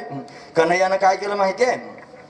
तिला अभिमान झाला म्हणून कन्हैयानं त्याने महाराज स्वतःचं रूपच बदललं आणि तिच्या पोराचं नाव होतं पेंद्या म्हणून त्याने महाराजांना गळा बांधून टाकला होता तिने धारणाला कन्हैयाचा. कन्हैयानं त्याने रूप बदललं आणि पेंद्याचं रूप धारण केलं आणि पेंद्याचं रूप धारण करून कन्हैया तिथेच बसून राहिला. ती गोपी आली, यशोदेला ओढीत ओढीतच आणलं. तोपर्यंत रुबाब होता महाराज चांगला. गायगायनं कडी उघडली आणि कडी उघडून आतमध्ये प्रवेश केला आणि आतमध्ये प्रवेश करून त्याने म्हणली, बघ म्हणे तुझं पोरग घरात घुसताना म्हणे चोऱ्या करतं. तिनं पाहिलं यशोदेनं, पाहिल्याबरोबर समोर पेंद्या दिसला. पेंद्या दिसल्याबरोबर गोपीच्या तोंडाकडे पाहिलं, म्हणे जरा सरकली का काय डोक्यात, झालं काय तुला नेमकं सांग म्हणे, कोण आहे नीट बघ जरा म्हणे. मग पाहिलं पेंद्या, अरे पेंद्या तू कसं काय म्हणे, आई मलाच बांधून टाकलं. कन्हैया कन्हैया म्हणत होती, गेली यशोदा राणीला सांगण्याकरिता. खरं तर कन्हैयाच बांधला होता, पण कन्हैया आता दिसत नाही. का बरं? अभिमान झाला म्हणून कन्हैया गुप्त झाला आणि संसार प्रगट झाला. महत्वाची गोष्ट आहे, पेंद्या प्रगट होणं म्हणजे संसार प्रगट होणं आहे. म्हणून गोपिकांनी त्याला बांधून टाकण्याचा प्रयत्न केला, पण अभिमान निर्माण झाला. कन्हैया मात्र मित्रांबरोबर खेळण्याकरिता सज्ज आहे आणि मित्रांबरोबर खेळतोय. खेळून खेळून दमला रे दमला की यशोदा माईच्या समोर त्याने धावत धावत जातोय. मैया मला भूक लागली, काहीतरी खायला दे. रोज चोऱ्या करतो, रोज त्याने खोड्या करतो म्हणून यशोदा राणी कंटाळलेली आहे. या कंटाळलेल्या यशोदा राणीने विचार केला, का बरं हा चोऱ्या करत असेल, लोकांच्या घरी जाऊन का खात असेल. तिला निष्कर्ष कळाला की हा कन्हैया लोकांच्या घरचं खातो. याचा अर्थ त्या गोपिका स्वतःच्या हाताने मंथन करतात आणि ते तिला आवडतं, कन्हैयाला आवडतं. म्हणून त्याने मी महाराणी आहे, मी स्वतः मंथन करीत नाही, आज मीच मंथन करते कन्हैया करता. तिने स्वतःच मंथन करायला सुरुवात केली. महाराज डेऱ्यात त्याने रवी घातली, स्वतः मंथन करते आहे. भागवतातला हा प्रसंग आहे महाराज. एकदा स्वगृहादिषु यशोदा आनंद घेणे कर्मांतर नियुक्त असू स्वयं निर्मन्मथ दधी. स्वयं म्हणजे स्वतः, निर्मन्मथ दधी स्वतःच दयाचं मंथन करते आहे. कोणाकरिता? कन्हैया करता मंथन करते आहे. हातानं मंथनाचं काम चालू आहे. मुखानं भगवंताचं गीत यशोदा राणी गाते आहे आणि मनामध्ये भगवंताचं स्मरण करते आहे. अतिशय गोड असणारं चिंतन यशोदा राणीचं सुरू आहे. आता ते तिच्या शब्दात सांगितलं पाहिजे. कशी म्हणते आहे बघा, हे गोविंद मेरो हे गोपाल मेरो हे श्री बाके बिहारी नंदलाल मेरो हे गोविंद मेरो हे गोपाल मेरो हे श्री बाके बिहारी नंदलाल मेरो हे श्री बाके बिहारी नंदलाल मेरो हे श्री श्यामा मुरारी गोपाल मेरो हे गोविंद मेरो हे गोपाल मेरो हे श्री बाके बिहारी नंदलाल मेरो हे गोविंद मेरो हे गोपाल मेरो हे श्री बाके बिहारी नंदलाल मेरो हे श्री बाके बिहारी नंदलाल मेरो हे श्री बाके बिहारी नंदलाल मेरो हे. वारे वा, गोड वाटते ना भजन म्हणायला. वेळेची मर्यादा पाहून म्हणत राहूया, पुढे चला. यशोदा राणी भजन करते आहे भगवंताचं. कन्हैयाला कळालं माझी आई माझ्याकरिता मंथन करते आहे. धावतच आला कन्हैया, मैया मैया मैया म्हणून हाक मारतोय. धावत येऊन यशोदेच्या गळ्यात त्याने मिठी मारली. आई मला भूक लागली, काहीतरी खायला दे, काहीतरी खायला दे, यशोदेला म्हणू लागला. यशोदा त्याने म्हणते, बाळा एवढं मंथन होऊ दे मग तुला खायला देते. नाही म्हणे आताच मला खायचंय, खायला दे. पुन्हा पुन्हा त्याने म्हणू लागला. यशोदा राणी ऐकत नाही म्हणून गळ्यातला हात सोडला आणि रवीच धरली. महाराज यशोदा विनंती करते, सोड रवीचा हात हरी रे बाळा, करू दे रे मंथना. तरी भगवान मंथन करू देत नाही. मग त्याने महाराज मंथन ठेवून दिलं, मांडीवर कन्हैयाला घेतलं आणि स्वतःच्या हाताने लोणी भगवंताला भरू लागली. हा दिव्य असणारा प्रसंग भागवतात वर्णन करून सांगितला. भगवान येत असतो महाराज केव्हा माहिती आहे, जेव्हा काया वाचा मनानं भक्त भगवंताचं चिंतन करेल तेव्हा. हातानं मंथन करणं हे कायेनं भगवंताकरिता केलेलं कर्म आहे. मुखानं भजन करणं हे वाचेनं भगवंताचं केलेलं चिंतन आहे आणि मनानं भगवंताचं ध्यान करते आहे. हे म्हणत असताना तिच्या चित्तात कन्हैया आहे. माझा कन्हैया उड्या मारत असेल, छोटे छोटे वासर बरोबर असतील. हे छोटी छोटी गैया छोटे छोटे ग्वाल, छोटसो मेरो मदन गोपाल रे कारी कारी गैया गोरे गोरे ग्वाल श्याम वर्ण मेरो मदन गोपाल रे छोटी छोटी लखोटी छोटे छोटे हात बंसुरी बजाए मेरो मदन गोपाल रे. कन्हैयाचं चिंतन यशोदा राणीने केलं. मनानं मुखानं गीत गाते आहे, हातानं मंथन करते आहे आणि ती त्याने महाराज मनानं चिंतन करते आहे. काया वाचा मन एक झाले की परमात्म्याला यावं लागतं. म्हणून त्यांनी यशोदा राणीचं चिंतन एक झालं. पण कन्हैया धावत आला आणि धावत येऊन आईला त्यांनी महाराज भोजन मागू लागला. महाराज वर्णन करून सांग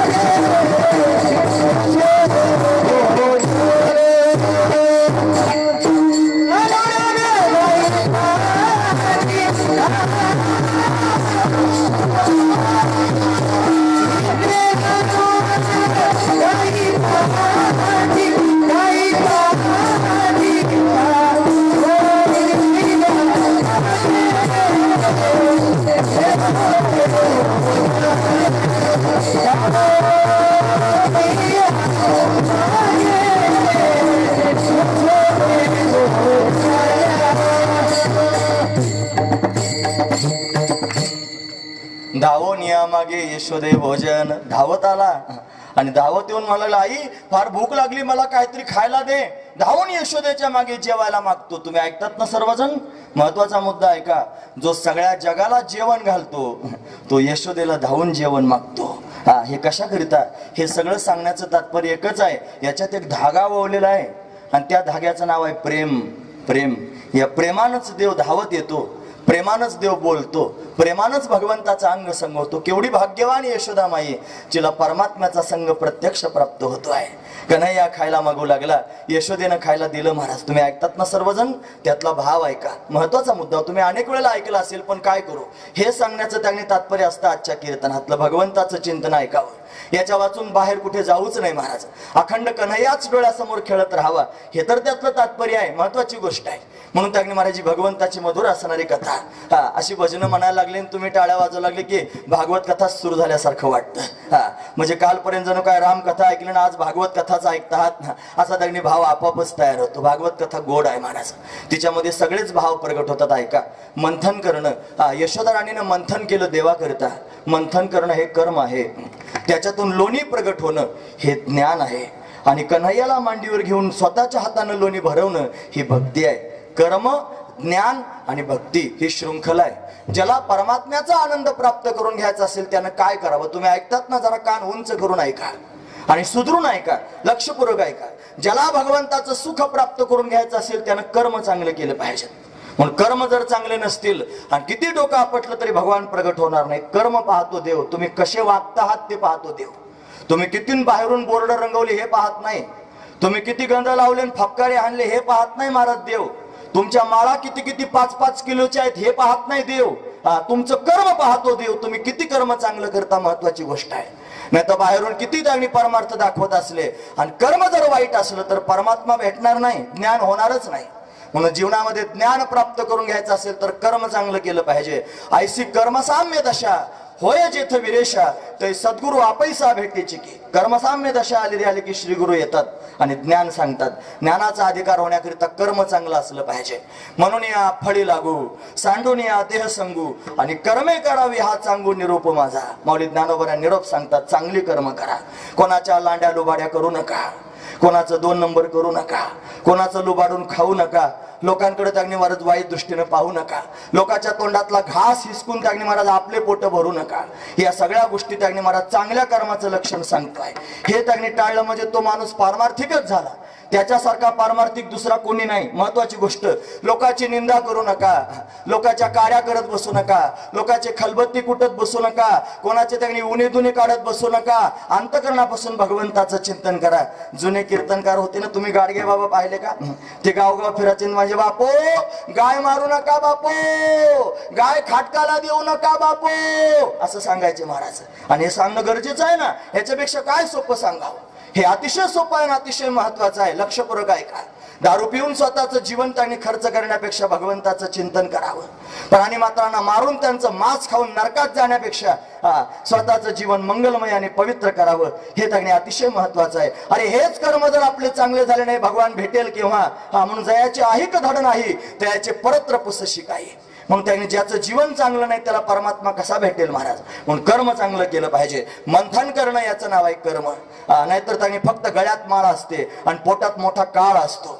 गळ्यात माळ आणि पोटात काळ. लोक ही मन पाठ करून बसलेले आहेत. का बरं? त्यांना दिसतात ना अशी माणसं म्हणून. म्हणून तर त्यांनी महाराज चांगलं वागलं पाहिजे. हे चांगलं वागणं म्हणजे चांगलं कर्म आहे. चांगलं वागाल, जीवनामध्ये जे प्राप्त होईल त्याचं नाव आहे लोणी म्हणजे ज्ञान. यशोदामाईनं मंथन केलं ना, मंथनातून प्रगट झालं लोणी म्हणजे ज्ञान. आणि ते ज्ञान प्रगट झाल्यानंतर स्वतःच्या हातानं कन्हैयाला खाऊ घातलं, याचं नाव आहे भक्ती. भगवान सगुण साकार रूपात प्रगट होईल आणि प्रगट होऊन आपल्या हातानं भगवंताला आपण त्याने 2 घास भरवणं, आणि ही ते खरी सगळ्यात मोठी भक्ती आहे महाराज. तुम्ही ऐकतात ना सर्वजण. या भक्तीत सगळ्यांना पदार्पण करता येईल. या भक्तीत सर्वांचा प्रवेश होईल. फक्त भावस्थितीत तिथपर्यंत गेलं पाहिजे महाराज. अनेक प्रकारच्या पूजा सांगतात. षोडशोपचारानं देवाची पूजा केली जाते. तुम्ही ऐकतात ना सर्वजण. माझ्याकडे 15-20 मिनिटं आहेत अजून. चिंता करू नका, माझ्या हक्काचे आहेत ते. कुणी घाबरे होऊ नका. महत्वाची गोष्ट सांगतोय, पण चिंतन ऐका. गरजेची गोष्ट सांगतोय. षोडशोपचारानं पूजा केली जाते. देवावर पाणी वतायचं, मग त्याला पुसून काढायचं, मग त्याला दही दूध त्यांनी घालायचं, परत पुसून काढायचं. हे सगळं त्यांनी मग त्याला गंध लावायचा, त्याला धूप दीप दाखवायचे, हे बाहेरून त्याला हार घालायचा, सगळं करायचं. ही पण पूजाच आहे. ही बाह्य पूजा आहे. अशी एक पूजा अजून करता येते, त्याचं नाव आहे मानस पूजा. जी मनोमन त्यांनी करण्याची पूजा आहे, जी सगळ्यांना करता येते. बाह्य पूजा करण्याकरिता सामुग्री लागते. गुरुजी त्यांनी मोठी यादी तयार करून देतात. बाजारात जाऊन ते सगळं सामान आणावं लागतं, मग पूजा भगवंताची करावी लागते. पण अशी एक पूजा माझ्याकडे आहे की जिला खर्चच लागत नाही, जिला कोणत्या प्रकारचे कष्ट लागत नाहीत. महत्वाची गोष्ट आहे. एकांतात शांतपणे बसावं. जसा कन्हैया यशोदा राणीच्या मांडीवर बसलेला आहे आणि तिच्या मांडीवर बसून लोणी खातोय, असा कन्हैया आपल्या मांडीवर सुद्धा येऊन बसेल आणि आपल्या हातचं सुद्धा लोणी खाईल. पण केव्हा खाईल? आपण भाव विश्वात पदार्पण करून त्याच्यापर्यंत गेलं पाहिजे. कधीतरी यशोदा झालं पाहिजे. व्हा ना यशोदा. कुठे बिघडलं? यशोदा व्हायला अर्ज भरावा लागत नाही. यशोदा होण्याकरिता पैसा खर्च करावा लागत नाही. यशोदा होण्याकरिता धन खर्च करावं लागत नाही. यशोदा होण्याकरिता कोणाची परवानगी काढावं लागत नाही. यशोदा होणं तर अंतःकरणाची वृत्ती आहे. वृत्तीनं यशोदा होता येईल. देव का तुमच्या समोरील धावण्यामागे यशोदे भोजन, ही प्रवृत्ती तुमच्याकडे सुद्धा प्रगट होईल. महत्वाची गोष्ट आहे.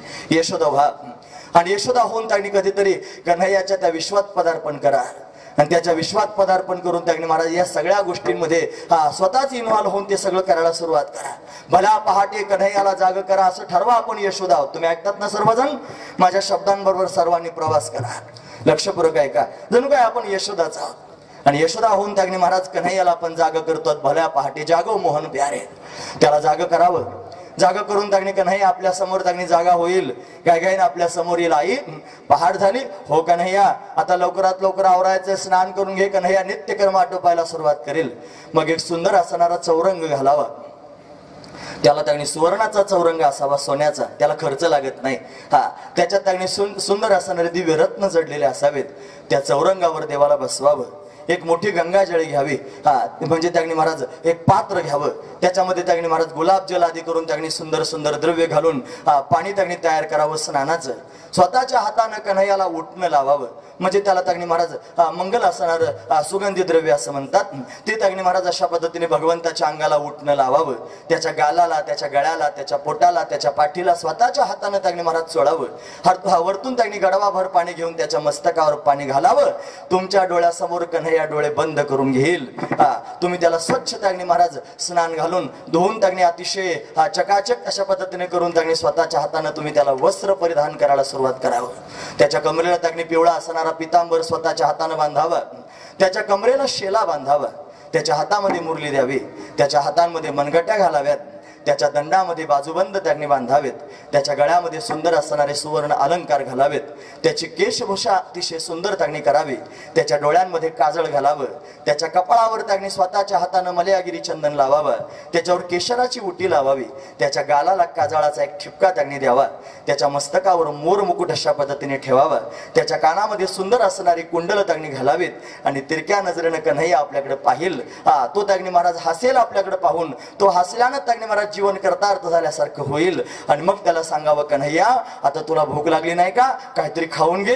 आणि मग तो कन्हैया त्यांनी महाराज घाईघाईनं आपल्या समोर खायला मागेल. आई मला लोणी खायचं आहे, आई मला लाडू खायचा आहे, आई मला रबडी खायची आहे, आई मला बासुंदी खायची आहे, असं जे म्हणेल ते आपण त्याच्या समोर त्यांनी द्यायला सुरुवात करावी. आपण त्याला आपल्या मांडीवर घेऊन बसावं आणि बसून त्यांनी महाराज कटोरीमध्ये लोणी घेऊन आपल्या हातानं भगवंताला भरवावं. आणि ते खात असताना कन्हैया आपल्या मुखाकडे पाहिल आणि छान छान म्हणून त्यांनी महाराज आपली प्रशंसा करील. आई काय गोड आहे नाही का ग लोणी, काय गोड आहे नाही का ग लाडू, काय गोड आहे नाही का ग ही रबडी, असं म्हणून त्यांनी भगवान आपली प्रशंसा करील. आणि त्यावेळेला त्यांनी महाराज स्वतःला भाग्यवान समजावं. याच्यासारखं भाग्य जगात दुसरं कोणतं नाही. हे श्रीमंतीनं न मिळणारं भाग्य आहे, हे पद प्रतिष्ठेनं न मिळणारं भाग्य आहे, हे तर भगवंताच्या विश्वात गेल्यानं प्राप्त होणारं भाग्य आहे. हे दुर्लभ आहे, हे सर्वांना मिळत नाही. तिथं जाण्याकरिता कोणीतरी विरळाच असू शकतो, त्या विरळालाच ते भाग्य प्राप्त होऊ शकतं. तुम्ही ऐकतात ना सर्वजण, मी डोळे बंद केले म्हणजे काय तुम्ही बंद केले असं नाही.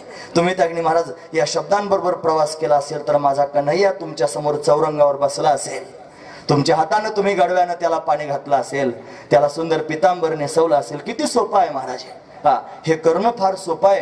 पण लोक हे सोपं करीत नाहीत, लोक बाकीचंच करतात. लोक फार पाठांतर करतात आणि लोकांच्या समोर करतात आमच्या एवढ्या मालिका पाठ आहेत.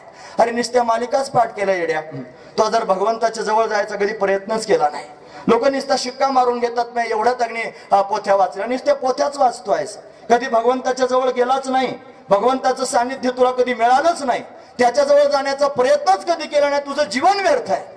नुसत्या पोथ्या वाचून काय करशील. अरे बहु केले पाठांतर आणि वर्म राहिले ते दूर. हे वर्म आहे, हे दूर राहिलं, पाठांतरच केलं. काय करतो पाठांतराला? देव आशानं भेटायचा नाही, तो काय बाजारचा भाजीपाला नाही, तो त्याकडे भेटेल तर भावनेनं.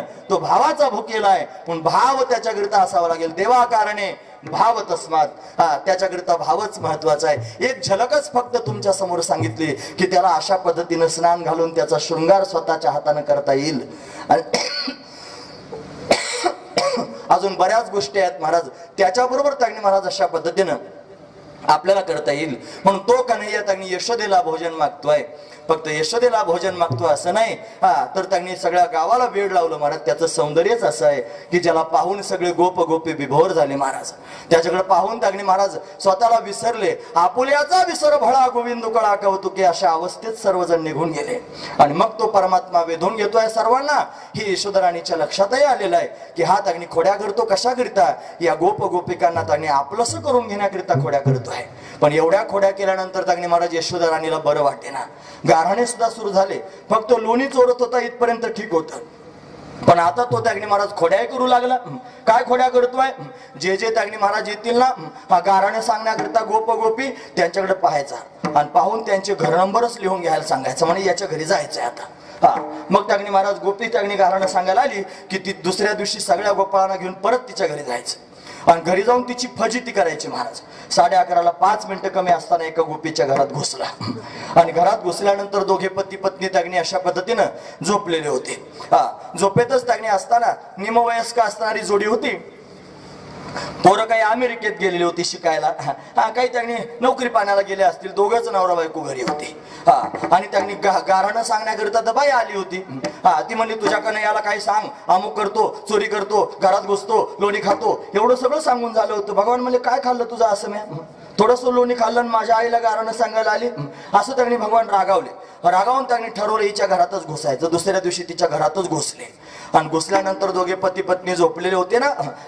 तो त्यागणी महाराज तिचा पती आहे ना त्याची दाढी आणि या बाईची विणी, दोघांची गाठणच मारली. महाराज जगप्रसिद्ध असणारा दृष्टांत आहे. भगवंताची लीला अनेक प्रकाराने त्यागणी वर्णन करून सांगतात, पण त्याच ऐकायला गोड वाटतात, सांगायलाही गोड वाटतात. गाठणच मारून टाकली. बरं गाठण मारून थांबावं ना. दुसऱ्या दिवशी सगळ्या पोरांना सांगून टाकलं. रात्री गाठण मारली आणि सकाळी पोरांना सांगितले पा आपल्या गावात शिमग्याचं सोंग येणार आहे. तुमच्याकडे पूर्वीच्या काळात येत होते की नाही शिमग्याला सोंग यायचे, शिमग्याचं सोंग येणार आहे, सगळ्यांनी चौका चौकात थांबा, सगळ्यांना सोंग पाहायला मिळेल. सगळे पोरं चौका चौकात थांबले. थांबल्यानंतर त्यांनी महाराज आता सकाळी सकाळी या बाईसाहेब उठल्या. आता बायका आधी उठतात की नाही, मग बाई त्यांनी उठून बसल्या. उठल्याबरोबर याची लांबलचक दाढी होती की नाही, दाढीला ओढलं गेलं. ओढल्याबरोबर त्यांनी हा रागावला, जागा झाला. नाथांचं प्रमाण सांगतो, ते म्हणतात मस्त होणी माजली धांगडी फिरते ओढाओढी मज लागी. ती त्या म्हाताऱ्याला म्हणायला लागली. असं त्यांनी महाराज तिची वेणी ओढल्याबरोबर त्यांनी मागे ओढून पाहू लागली. म्हातारा म्हणला त्यांनी माझी दाढी ओढतेस, मस्त होणी माजली धांगडी, हे शब्द त्यांनी नाथांचे शब्द आहेत बरं. अशी त्यांनी भांडण सुरू झालं. ती म्हणली मी नाही, तुम्हाला म्हातारपळ चळ सुटलाय म्हणे, आता माझी वेणी कशाला ओढता. आता म्हातारपणाला घोटाळे त्यांनी बरेच पाहायला मिळतात महाराज, अशी त्यांनी अवस्था आहे. म्हणून त्यांनी असं झालं. आणि मग त्यांनी महाराज दोघांचं भांडण सुरू झालं म्हणे, कापून टाकली. मी पेपरला बातमी वाचली म्हणून सांगतोय. म्हाताऱ्याने म्हातारी पळून गेली, पेपरला बातमी आहे. आणि वरती नाव दिले सायराट, हेडलाईन दिली महाराज त्याची सायराट. आणि 65 वर्षाच्या माणसाने म्हातारी पळून गेली, अशी त्यांनी पेपरची बातमी आहे. कलियुगाचा महिमा आहे. कलियुगामध्ये काही होऊ शकतं सांगता येत नाही, काय होईल सांगता येत नाही. म्हणून त्यांनी अशा अवस्था पाहायला मिळतात. असू द्या. बाई त्यांनी रागावली. आता जी त्यांनी वेणीची गाठण मारलेली, आता कापून काढायची म्हणे. कात्री आणा, सुटच ना म्हणा. गाठण काही केल्या, कात्रीने कापायला सुरुवात केली. त्यानं दाढी कापू दिली नाही. म्हणला माझी मर्दाची दाढी आपण हात लावू देणार नाही. आता काय करावं. मग बाईची वेणी कापायला लागले. ती म्हणे माझी सवासणीची वेणी आहे, मी हात लावू देणार नाही. आता दोन्ही कापू देईना. मग जाळायचा प्रयत्न केला, जळू देईना. मग आता काय करायचं. मग त्यांनी महाराज निघाले. मग सगळ्यांच्या लक्षात आलं कोणाचं कारस्थान आहे म्हणजे त्या कृष्णाचंच कारस्थान, याला म्हणायचं कृष्ण कारस्थान. म्हणजे त्याच्या समोर गेल्याशिवाय हे सुटणार नाही. म्हणे चला आता कसं तुम्ही डोळ्यासमोर चित्र आणा थोडंसं, कसे गेले असतील. बाई तगणे समोर चालू लागल्या, कारण वेणीची दाढीची गाठण आहे की नाही. मग वेणी मागे आहे, याची दाढी अशी पुढून आहे. मग बाई पुढे चालायला लागल्या, हे मागून चालायला लागले. आता बाई थोड्या उंच होत्या, हे थोडेसे जरा तिच्यापेक्षा बारीक होते. आणि मग त्याला आता दाढी अशी वरवर धरावं लागली. महाराज प्रमाण सांगतात गवळण गरगर गरगर गिरकी हमारी. आणि गवळी वरवर दाढी धरी, वरवर दाढी धरायला सुरुवात केली. सगळ्या गावात हिंडवलं महाराज. सगळे पोरं होते, हुर्रे हुश्या, पोरांनी उड्या मारायला सुरुवात केली. एक कार्ट मोठा हातराब होतो महाराज. ते म्हणलं अरे येणीला गोंडा बांधला, तिची येणी उवांडा. सगळ्या गावात हा शवड आला. यशोदा समोर गेले, हात लावल्याबरोबर गाठण सुटली. आणि यशोदा राणीला कळालं आपलं पोरग हे सगळं करत आहे. महत्वाची गोष्ट आहे. हा गाठणी बांधतो सुद्धा आणि हा गाठणी सोडतो सुद्धा. आपली सगळ्यांची गाठण यानेच बांधलेली आहे. कोणाबरोबर? संसाराबरोबर बांधलेली आहे. ती सुटत नाही. त्यानं हात लावल्याशिवाय गाठण सुटायची नाही. मग त्यानं हात लावण्याची अपेक्षा करा, महत्वाची गोष्ट आहे. त्यानं हात लावल्याशिवाय गाठण सुटत नसते. मग त्याच्या समोर गेलं, हात लावल्याबरोबर गाठण सुटली. जगप्रसिद्ध आहे महाराज. भगवान असाच आहे. खोड्या करू लागला. आता यशोदा राणीला त्या खोड्या सहन होईनात.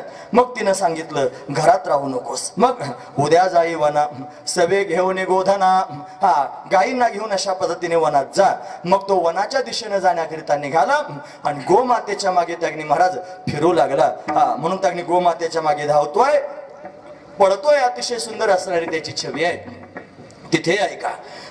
एक त्यांनी गोपी त्यांनी रागावली आणि विचार करू लागली म्हणे बाई, या कन्हैयानं सगळ्या गावाला त्रस्त करून टाकलं. नाशियाले आमच्या सुना म्हणे त्यांनी गावात राहावं की नाही असं झालं. म्हणून तिच्या मुलाला समजून सांगितलं म्हणे बघ असं कर, तुझी बायको घे आणि ती घेऊन त्यांनी तू जाय म्हणे सासूरवाडीला राहायला, इथं गावात राहू नकोस. असं त्यांनी सांगून टाकलं. त्यानं बिचाऱ्यानं आईचं म्हणणं ऐकलं आणि बायको घेतली बैलगाडीतून निघाला घेऊन सासूरवाडीला राहायला. ही गोष्ट कन्हैयाला कळाली. रानात गेलेला असताना त्याला कळालं की आता हे माझ्या भीतीनं चाललंय रानात. ते त्यांनी मारत बाहेर गावात राहण्याकरिता चालले. आता जाऊ द्यायचं नाही. मग काय करायचं. गाडी बऱ्याच दूरपर्यंत गेली. तुम्ही ऐकतात ना सगळेजण. बैलगाडी होती, बैलगाडी. तो गोपाळ त्यांनी बसला होता, त्याची बायको मागं बसली होती आणि बैलगाडी चालली होती. आणि रस्त्याच्या कडेला त्यांनी मारत तिला तहान लागली म्हणून त्यानं गाडी थांबवली. मला आता पाणी घेऊन येतो. तांब्या घेतला आणि पाणी आणायला गेला. तो पाणी आणण्याकरिता निघाला नाही कुठे तर कन्हैयानं लगेच ताबडतोब डाव साधला. काय केलं माहितीये. तो जो तांब्या घेऊन पाणी घ्यायला निघाला तर गोपाळ त्याचंच रूप धारण केलं. आणि त्याचं रूप धारण करून लगेच तांब्या भरून गोपीच्या समोर आला. तुम्हाला धर पाणी तुला प्यायला. ती म्हणली लगेच कसं काय आले तुम्ही, एवढ्या जवळ पाणी होतं का. म्हणलं मला सगळीकडचं पाणी कळतं. मला सगळंच कळतं. मला कळत नाही असं नाही. लगेच घेऊन आलो म्हणला मी ताबडतोब पी म्हणे पाणी. तिचं पाणी पिऊन झालं की लगेच गाडीत बसला. कन्हैयाच होता. लागली गाडी चालायला. गाडीचा चालण्याचा आवाज आल्याबरोबर ओरिजिनल नवरा होता ना पाणी आणायला गेलेला, त्याला गाडीचा आवाज आला. तो लगेच धावत आला. अरे म्हणे आपली गाडी कोणी चालवली. पाहिलं तर त्याच्यासारखाच होता डिक्टो. आता काय करायचं. अरे थांब माझी बायको थांबला. तो खाली उतरला, दोघांचं भांडण, हा म्हणतो बायको माझी, तो म्हणतो बायको माझी, दोघांचं भांडण सुरू झालं. इतक्यात कन्हैयानं तिसरं रूप धारण केलं, गाडीतही बसला, गाडी जायला लागली. आता मात्र त्यांनी दोघं गाडीच्या मागे पळायला लागले. अरे आमची बायको, आमची बायको म्हणायला लागले. आता तिघही थांबले. आता त्या बाईनं तीन पाहिले संगच, तिघं सारखीच दिसत होते. बरं यातला ओरिजिनल नवरा कोणता तिला समजच ना. मला तिला चक्कर यायला लागली. 11:30 वाजून गेले होते ना, मग तिला 11:30 बरोबर वाजले होते, तिला लागली चक्कर यायला. आता काय करणार ती? तरी म्हणली असं आहे, आपण गेलं पाहिजे. म्हणून कुठे? मला तुमच्या बरोबर यायचं नाही म्हणले. मग राजाकडे चला. मग नंदराजाच्या घरी नेलं आणि नेल्यानंतर त्याने महाराज नंदराजाला बाईने सांगितले, पा हे तिघं सारखे दिसतात, यातला माझा ओरिजिनल नवरा कोणता मला समजत नाही, माझ्यावर कृपा करा, मला निवडून द्या, कोणता तज्ञ आहे तो, महत्वाची गोष्ट आहे. नंदराज म्हणले ठीक आहे. नंदाच्या लक्षात आलं हे कारस्थान कोणाचं आहे, आपल्याच पोराचं म्हणे, हे त्याच्याशिवाय कोणी करू शकत नाही. मग नंदराजानं त्यांनी ठराव पास केला. ते म्हणे असा आहे, 50 फूट लांबीचा खड्डा खांदा, आणि तो असा खोल त्यांनी खंडा 50 फूट असा सुद्धा, 50 बाय 50चा काय मला कुठं JCB लावायचा होता, पण एवढा खोल खड्डा त्यांनी खांदायला लावला. आणि एवढा खड्डा खांदून झाल्यानंतर त्यांनी महाराज सांगायला सुरुवात केली, हे पहा, एका उडीत त्यांनी या खड्ड्याच्या पलीकडच्या टोकाला जो जाईल बायको त्याची, 50 फूट उडी मारायची एवढ्या लांब, आणि एकाच उडीत पलीकडे गेला पाहिजे त्याची बायको. ओरिजिनल नवरा होता की नाही खरोखरचा, तो घाबरला महाराज. तो खड्ड्याकडे पाहायचा, बायकोकडे पाहायचा, परत खड्ड्याकडे पाहायचा, परत बायकोकडे पाहायचा, असं करायचं. म्हणजे गेली. आता काय आपल्या हातात लागत नाही. म्हणजे एवढी लांब उडी कशी काय मारणार आहे तुम्ही? हे दोघं जण त्यांनी तयारच होते. दोघांनी उड्या मारल्या की लगेच पलीकडच्या काठ्याला गेले. हा एकटाच होता. याला वाटलं आता गेली बायको, आता आपलं चला घरी गपचूप. इतक्यात नंदराज म्हणले, बाहुळाटा बायको तुझी आहे म्हणे, उचल म्हणे. मग ते आम्हाला माहिती आहे म्हणे काय ते आमच्याच मुलाचं कारस्थान म्हणे, तू निघ, असं म्हटलं की त्यांनी सोडून दिलं. अशा अनेक प्रकारच्या खोड्या कन्हैया करू लागला. वनात जातो तरी खोड्या करू लागला. वनातही जातोय, अनेक त्यांनी खेळ गोपाळांबरोबर अशा पद्धतीने खेळतोय, आणि वनात जाऊनही नाकेबंदी करतोय. आणि गोपिकांकडून त्यांनी महाराज लोणी बळजबरीनं बाजाराला जात असताना माठ फोडावेत, आणि माठ फोडून अशा पद्धतीने लोणी खावं. का बरं लोणी खावं? लोणी खाण्याचं तात्पर्य नाही, प्रेम खाण्याचं तात्पर्य आहे. प्रेम अपेक्षित आहे महाराज. घरी तर चोरून प्रेम घेतच होता, पण वनात गेला तरी सुद्धा त्यांनी महाराज प्रेमाची अपेक्षा करत होता. याला काय कमी आहे मला तुम्ही सांगा? सगळ्या गोष्टी याच्या जवळ आहेत. हा जगाचा मालक आहे, जगन्नियंता आहे, भरभरून त्यांनी सगळ्या जगाला देणार आहे. आपण त्याला काय देऊ शकतो महाराज? आपल्याकडे काय आहे त्याला देण्याकरिता? कासयाने पूजा करू की शिराजा संध्या माझा फेडी आता. अरे उदकी नानू तरी स्वरूपती तुझे. पाणी घालायचं म्हणलं तर तूच पाणी झालास, तांदूळ व्हायचं म्हणलं तर तूच तांदूळ झालास, फुलं व्हायचं म्हणलं तर तूच फुलं झालास. माझ्याकडे तुला देण्यासारखं आहे काय? सगळं तुझंच आहे. आणि तरी सुद्धा तो परमात्मा त्यांनी भक्तांकडे मागतोय, काही नसताना सुद्धा. का मागतोय आणि काय मागतोय? जे मागतोय त्याचं नाव आहे प्रेम. त्याला प्रेमाशिवाय दुसरं काहीच नको आहे. म्हणून ज्याच्या अंगात सगळ्या कळा गच्च भरलेला आहे, जो सर्व गुण संपन्न असणारा परमात्मा आहे, आणि तो परमात्मा त्यांनी प्रेमाकरिता भीक मागतोय. भोळेपणाचं सोंग घेऊन अभंगाचं शेवटचं चरण.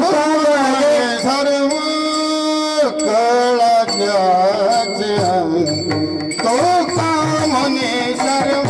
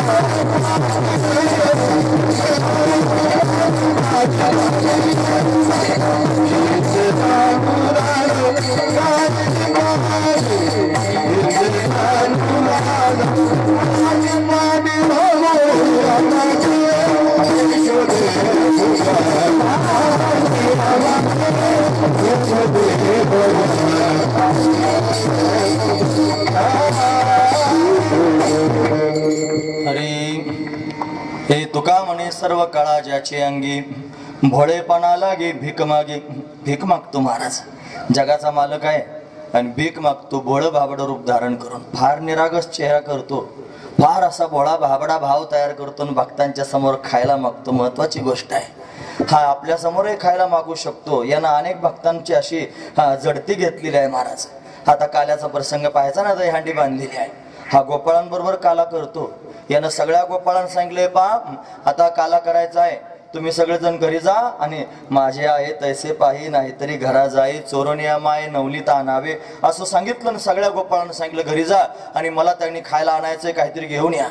सगळेजण आपापल्या परीनं चांगलं चांगलं घेऊन आले महाराज. कोणी गुलाबजाम आणले, कोणी त्यांनी बासुंदी आणली, कोणी लाडू आणले, कोणी श्रीखंड आणलं, कोणी रबडी आणली. आता तोंडाला पाणी सुटायचा, कशाला धंदा करू मी तरी. आता जेवायची वेळच झालेली आहे म्हणून त्यांनी आता थांबणार आहोत, 5 मिनिटातच थांबणार आहोत, चिंता करू नका, आम्हाला लांब जायचंय अजून. म्हणून तुमच्यापेक्षा जास्त मला घाई आहे. म्हणून महत्वाचा मुद्दा सांगतो, लक्षपूर्वक ऐका. भगवान त्यांनी खायला मागतोय. सगळे गोपाळ घरी गेले आणि घरी जाऊन त्यांनी मातांना म्हणू लागले, कन्हैया खायला मागतोय, काहीतरी दे. सगळ्यांनी सुंदर सुंदर पक्वान्न आणले. एक त्यागणे ब्राह्मणाचा मुलगा होता, शांडिल्य ऋषींचा मुलगा, पूर्णमासी त्याच्या आईचं नाव आणि त्याचं नाव आहे मधुमंगल. हा मधुमंगल त्याने घरी गेला आणि म्हणू लागला, आई कन्हैयानं काहीतरी खायला मागितलं, दे ना ग. असं म्हटल्यानंतर आई त्याने विचारात पडली, बाळा तो त्याने राजाचा मुलगा आहे, त्याला चांगलं चांगलं खायची सवय लागलेली आहे. आपलं गरीबाचं कसं चालेल? आपण गरीब आहोत, आपल्या घरी खायलाच काही नाही, ताकाचं त्याने आपल्याला रोज खावं लागतंय आणि दुसरं काहीच खाण्याला देण्यासाठी नाही. काय करू आता मी? असं म्हटल्यावर मधुमंगल म्हणलं, आई काही कर पण मला खायला दे, माझ्या कन्हैयाला मला घेऊन जायचं, आता मी काय करू? मग मात्र त्याने महाराज आईनं विचार केला. ती म्हणली, असं आहे, गरिबी आली म्हणून लाजू नये आणि श्रीमंती आली म्हणून माजू नये. म्हणून आपली गरिबी असली म्हणून कुठे बिघडलं? आपण जे आहे तेच देवाला दिलं पाहिजे. म्हणून ताकाचं गाडगं त्याने भरून मधुमंगलाच्या हातात दिलं आणि मधुमंगल घेऊन आला. आणि आल्यानंतर सगळे गोपाळ बसले महाराज ऐकायला. नाही तर आपण अनेक वेळेला हे ऐकलेलं आहे, पण काल्याचा प्रसंग आणि मला भीक मागे सांगायचं. भीक मागतो, महत्वाची गोष्ट आहे. भक्तांच्या समोर भीक मागतो हे मला सांगायचं. याच्याकरिता मी सांगतोय, कान उंच करून ऐका. सगळ्या गोपाळांनी आणलं आणि त्याच्या समोर ठेवलं. एका जणाने त्याने गुलाबजाम आणले होते, घेतला गुलाबजाम, देवाच्या तोंडात घातला. देवाने खायला सुरुवात केली आणि देवाच्या मुखारविंदाकडे पाहायला लागला. आता हा प्रशंसा करेल, फार चांगला वाटला गुलाबजाम. त्यानं पाहिलं, काही बोललाच नाही. महाराज कन्हैया खातोच आहे, पण चेहऱ्यावरचे भाव बदलले नाही. म्हणला, काय कन्हैया, गोड नाही लागला का? बरा आहे म्हणला गुलाबजाम, बरा आहे. दुसऱ्या म्हणला, तर मी आता श्रीखंड आणलंय, खा म्हणला, थोडस श्रीखंड खाऊ घातलं. कन्हैयानं त्याने खाल्लं. चांगलंय का रे कन्हैया? ठीक आहे म्हणला. गुलाबजामला बरं म्हणला, श्रीखंडाला ठीक म्हणला. मधुमंगल विचार करायला लागला, मी ताकाचं गाडगं आणलंय, हे गुलाबजामला, श्रीखंडाला, बासुंदीला, या सगळ्या लाडूला त्याने महाराज बरं म्हणतंय, ठीक म्हणतंय, चांगलं कोणालाच म्हणत नाही. माझ्या ताकाला काय म्हणेल आता? हे ताक त्यांनी याला दाखवून विनाकारण आपला अपमान करून, पोरांकडून हसू करून घेण्यापेक्षा हे त्याला न दिलेलं चांगलं, असा विचार मधुमंगलाने केला. असंच ताकाचं गाडगं घेतलं आणि मागे लपवलं आणि लपवून त्यांनी सगळ्या गोपाळांची नजर चोरत चोरत मधुमंगल जाण्याकरिता निघाला आणि एका झाडामागे जाऊन उभा राहिला. व्याकुळ झाला. देवानं खायला मागितलं आणि काही आणता आलं नाही. आता मी काय करू? माझ्या घरी काहीच नाही देवाला देण्याकरिता. व्याकुळ झालं, रडू लागला महाराज. आता हे ताक त्यांनी काय करू? कोणाला दाखवू? याचा पुरावाच नष्ट केला पाहिजे. देवा, मी काहीच आणलं नाही असं भगवंताला त्यांनी सांगता येईल. म्हणून ताकाचं गाडगं त्यांनी असंच घेतलं आणि तोंडाला लावलं महाराज. इकडे कन्हैया त्यांनी पाहू लागला, सगळे गोपाळ दिसतात, माझा मधुमंगल दिसत नाही रे. मधुमंगल कुठाय विचारायला सुरुवात केली. गोपाळ म्हणले, इथंच होता आता. भगवान म्हणले, कुठाय बघा लवकर. घाईघाईनं पाहण्याकरिता कन्हैया स्वतःच निघाला. मधुमंगल मधुमंगल म्हणून हाक मारू लागला आणि घाईघाईनं जिथं मधुमंगल उभा होता ना तिथे गेला कन्हैया. मधुमंगलाच्या समोर तो झाडाच्या मागे त्याने ताक पित होता. ताक सगळं पिऊन झालं होतं आणि ताकाचा गुळणा तोंडात होता महाराज. आणि कन्हैया समोर दिसला. आता त्याची स्थिती अशी झाली, भांबावून गेला. पिऊन टाकावं का परत गाडग्यात टाकावं त्याला समजेच ना महाराज. तोंडात गुळणा धरला, गच्च तोंडामध्ये ताकाचा गुळणा आहे. आणि मग कन्हैया विचारतो मधुमंगला, काय होतं रे? असं गाडगं दाखवलं. ताक आणलं होतंस? हो कन्हैया, ताक आणलं होतं. माझ्याकरता आणलं होतं? म्हणजे हो कन्हैया, तुझ्याकरताच आणलं होतं. हो करतोय फक्त, मला नाही देणार. मोकळं गाडगं दाखवलं. गाडगं मोकळं आहे. भगवान मला, मधुमंगला, माझ्याकरता ताक आणलंस, एकटाच पितोस, मला नाही देणार? दे ना, दे ना. कसं देऊ कन्हैया? गाडगं मोकळं दाखवायला सुरुवात केली. मग काय म्हणला माहिती? तुम्हाला मधुमंगला, तुझ्या गाडग्यात जरी ताक नसलं तरी तुझ्या तोंडात ताकाचा गुळ नाही ना. मला ताक प्यायची फार इच्छा झाली रे, दे ना ताक. मधुमंगल नाही नाही म्हणू लागला. तो नाही म्हणतोय त्यावेळेला हा हात जोडून विनंती करू लागला. अनंत कोटी ब्रह्मांडाचा नायक आहे माझा भगवान. आणि हात जोडून मधुमंगलाला म्हणतोय, मधुमंगला, मला तुझ्या तोंडातलं ताक प्यायचं, देणार आहे. असं म्हटल्याबरोबर व्याकुळ झालेला हा मधुमंगल यानं त्यांनी भगवंताकडे पाहायला सुरुवात केली. पाहता पाहता देवानं स्वतःच तोंड केलं आणि केल्याबरोबर त्यांनी महाराज या मधुमंगलानं स्वतःच्या तोंडातली ताकाची गुळणी आणि त्यांनी भगवंताच्या मुखारविंदामध्ये सोडली आणि देवानं डोळे बंद करून त्यांनी महाराज ताक प्यायला सुरुवात केली. हा भोळं भाबडं रूप धारण करून भक्तांच्या समोर भीक मागतोय. सर्व कळा त्याच्या अंगात आहेत, पण तरी सुद्धा त्यांनी महाराज भोळेपणाचं मिस घेऊन प्रेम या माध्यमातून प्राप्त करतो. हा त्याचा स्वभाव आहे. म्हणून भोळेपणा लागी भीक मागे. अरे केव्हा भीक मागतो? रात्रीचा आमचा कीर्तनाचा अभंग होता, सोडीला संसार माया तयावरी फार. कोणाच्या समोर भीक मागतो? ज्यानं सगळा संसार त्याच्याकरिता सोडला त्याच्या समोर भीक मागतो. प्रेमाची अपेक्षा त्याच्या समोर करतो. म्हणून माझी विनंती आहे, मायबाप, संसार तर सगळ्यांचाच होतो. भोळ्या बाबड्याचाही होतो आणि ठकाचाही होतो, सगळ्यांचा होतो. गरीबाचा होतो आणि श्रीमंताचा होतो. संसार कपाळानं होत असतो, परमार्थ कपाळानं होत नसतो. परमार्थ करण्याकरिता भाव असावा लागेल, परमार्थ करण्याकरिता प्रेम असावं लागेल, परमार्थ करण्याकरिता श्रद्धा असावी लागेल. आणि लोकांना दाखवलीच पाहिजे असं अजिबात नाही. तुम्ही आमच्यासारखी बुवा झाले पाहिजे आणि परमार्थ केला पाहिजे, अजिबात नाही. तुम्ही ज्या स्थितीत आहात त्या स्थितीत राहा, फक्त माझ्या देवावर प्रेम करा. तुम्ही जर त्याच्यावर प्रेम कराल तर तो त्याने भोळं भाबडं रूप धारण करून तुमच्या समोर येईल आणि हात जोडून विनंती करेल, भक्ता भूक लागली रे, काहीतरी खायला दे ना. हा त्याच्या पोटातला भाव आहे महाराज. म्हणून तो भक्तांच्या समोर प्रगट होत असतो आणि सगळ्या भक्तांना दर्शन देत असतो. आमचा अनुभव आहे, आमचं जीवन अनुभवानं गच्च भरलेलं आहे महाराज. म्हणून अशा पद्धतीने भरभरून भगवंताचं प्रेम पोटात त्यांनी उतरत आहे आणि तो देण्याकरिता सज्ज आहे. तो प्रेम देतोच आहे, तो खातोय आणि खाऊ घालतोय. हे त्यांनी महाराज भरभरून आनंदाचं त्यांनी वातावरण आहे. असो माझ्याकडे बोलण्यासारखं बरंच आहे, म्हणून तरी सुद्धा त्यांनी काला भगवान करतोय ना. आता सगळ्या गोपाळांबरोबर भगवान काला करू लागला. या मधुमंगलाची अवस्था भगवंतानं पाहिली. दुसऱ्या दिवशी काय केलं ते ऐका. आईला म्हणलं, आई मला 2 शिदोऱ्या बांधून दे. आई म्हणली 2 का बरं रे? मला हे बघ आई, सकाळी सकाळी गेलं की माझी शिदोरी मी खाऊन घेतो, दुपारी मला परत भूक लागते, मग गोपाळांचं खावं लागतं. तुला वाटतं का तुझ्या पोरांना लोकांचं खावं म्हणून? नाही नाही म्हणली. मग 2 शिदोऱ्या दे. आईनं 2 शिदोऱ्या बांधून दिल्या. तुम्ही ऐकतात ना सर्वजण. आणि मग वनात जायला निघाला दुसऱ्या दिवशी. आणि वनात जात असताना सगळ्या गोमातेला आणि गोपाळांना पुढे जाऊ दिलं आणि मधुमंगलाला हळूच मागे बोलावलं आणि बोलावून त्याला सांगू लागला, मधुमंगला थांब, मला तुझ्याशी काय बोलायचंय. काय रे कन्हैया? हळूच आपल्या जोडीत हात घातला आणि शिदोरी काढली आणि मधुमंगलाच्या हातात दिली. मधुमंगला तुझ्या घरी खायला काही नाही ना? ऐक, ही शिदोरी घे. आणि सगळे गोपाळ जेवायला बसतील ना त्यावेळेला ही शिदोरी तू बाहेर काढ आणि तू घरून आणली असं सांग आणि सगळ्यांबरोबर खायला दे. असं ज्या वेळेला झालं त्यावेळेला मधुमंगलाने शिदोरी घेतली. त्याचं हृदय भरून आलं, देवा माझ्याकडे तर काय काय करणार नाहीस रे. हा त्याचा स्वभाव आहे महाराज. तिथे गेला, जेवायला बसले आणि सगळ्यांच्या शिदोऱ्या सोडल्या आणि सोडल्यानंतर मधुमंगलाच्या ताटातला एक घास भगवंताने घेतला आणि स्वतःच्या मुखात घालून त्यांनी प्रशंसा करायला लागला, वा मधुमंगला, वा मधुमंगला, काय गोड तुझी शिदोरी आहे. नाही, सगळे गोपाळ प्रशंसा करू लागले आणि मधुमंगल मात्र भगवंताच्या मुखाकडे पाहत होता. देवा कसा खेळे आहेस रे, कशी त्यांनी लीला करतोस आणि कशा पद्धतीने त्यांनी भक्तांना सांभाळतोस. आपणा मान टले टल जाय, भक्त का मान न टलते देखा. स्वतःचा अपमान झाला तरी चालेल पण भक्ताचा अपमान होऊ देत नाही असा असणारा भगवान आहे. यानं त्यांनी पानांचं द्रोण तयार केलं. त्यानं त्यांनी सगळ्यांच्या शिदोऱ्या एकत्र केल्या आणि त्या एकत्र करून सगळ्या गोपाळांना खाऊ घालू लागला. हा काल्याचा प्रसंग आहे. भागवतकार वर्णन करून सांगतात.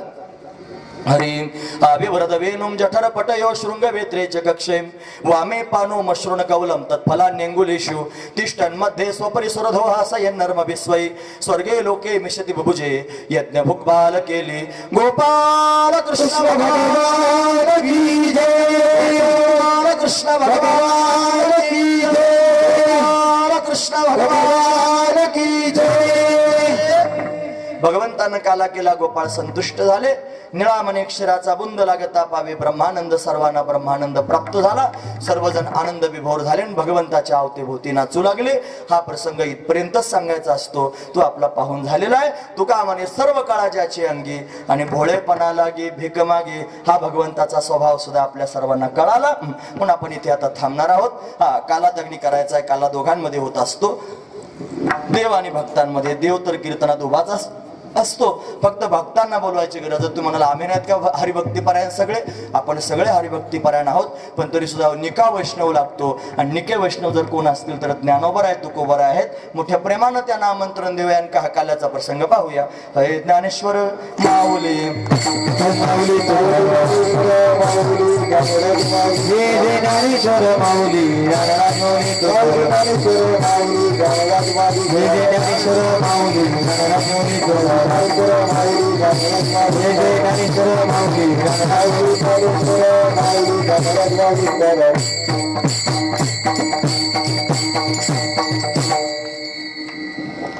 काला.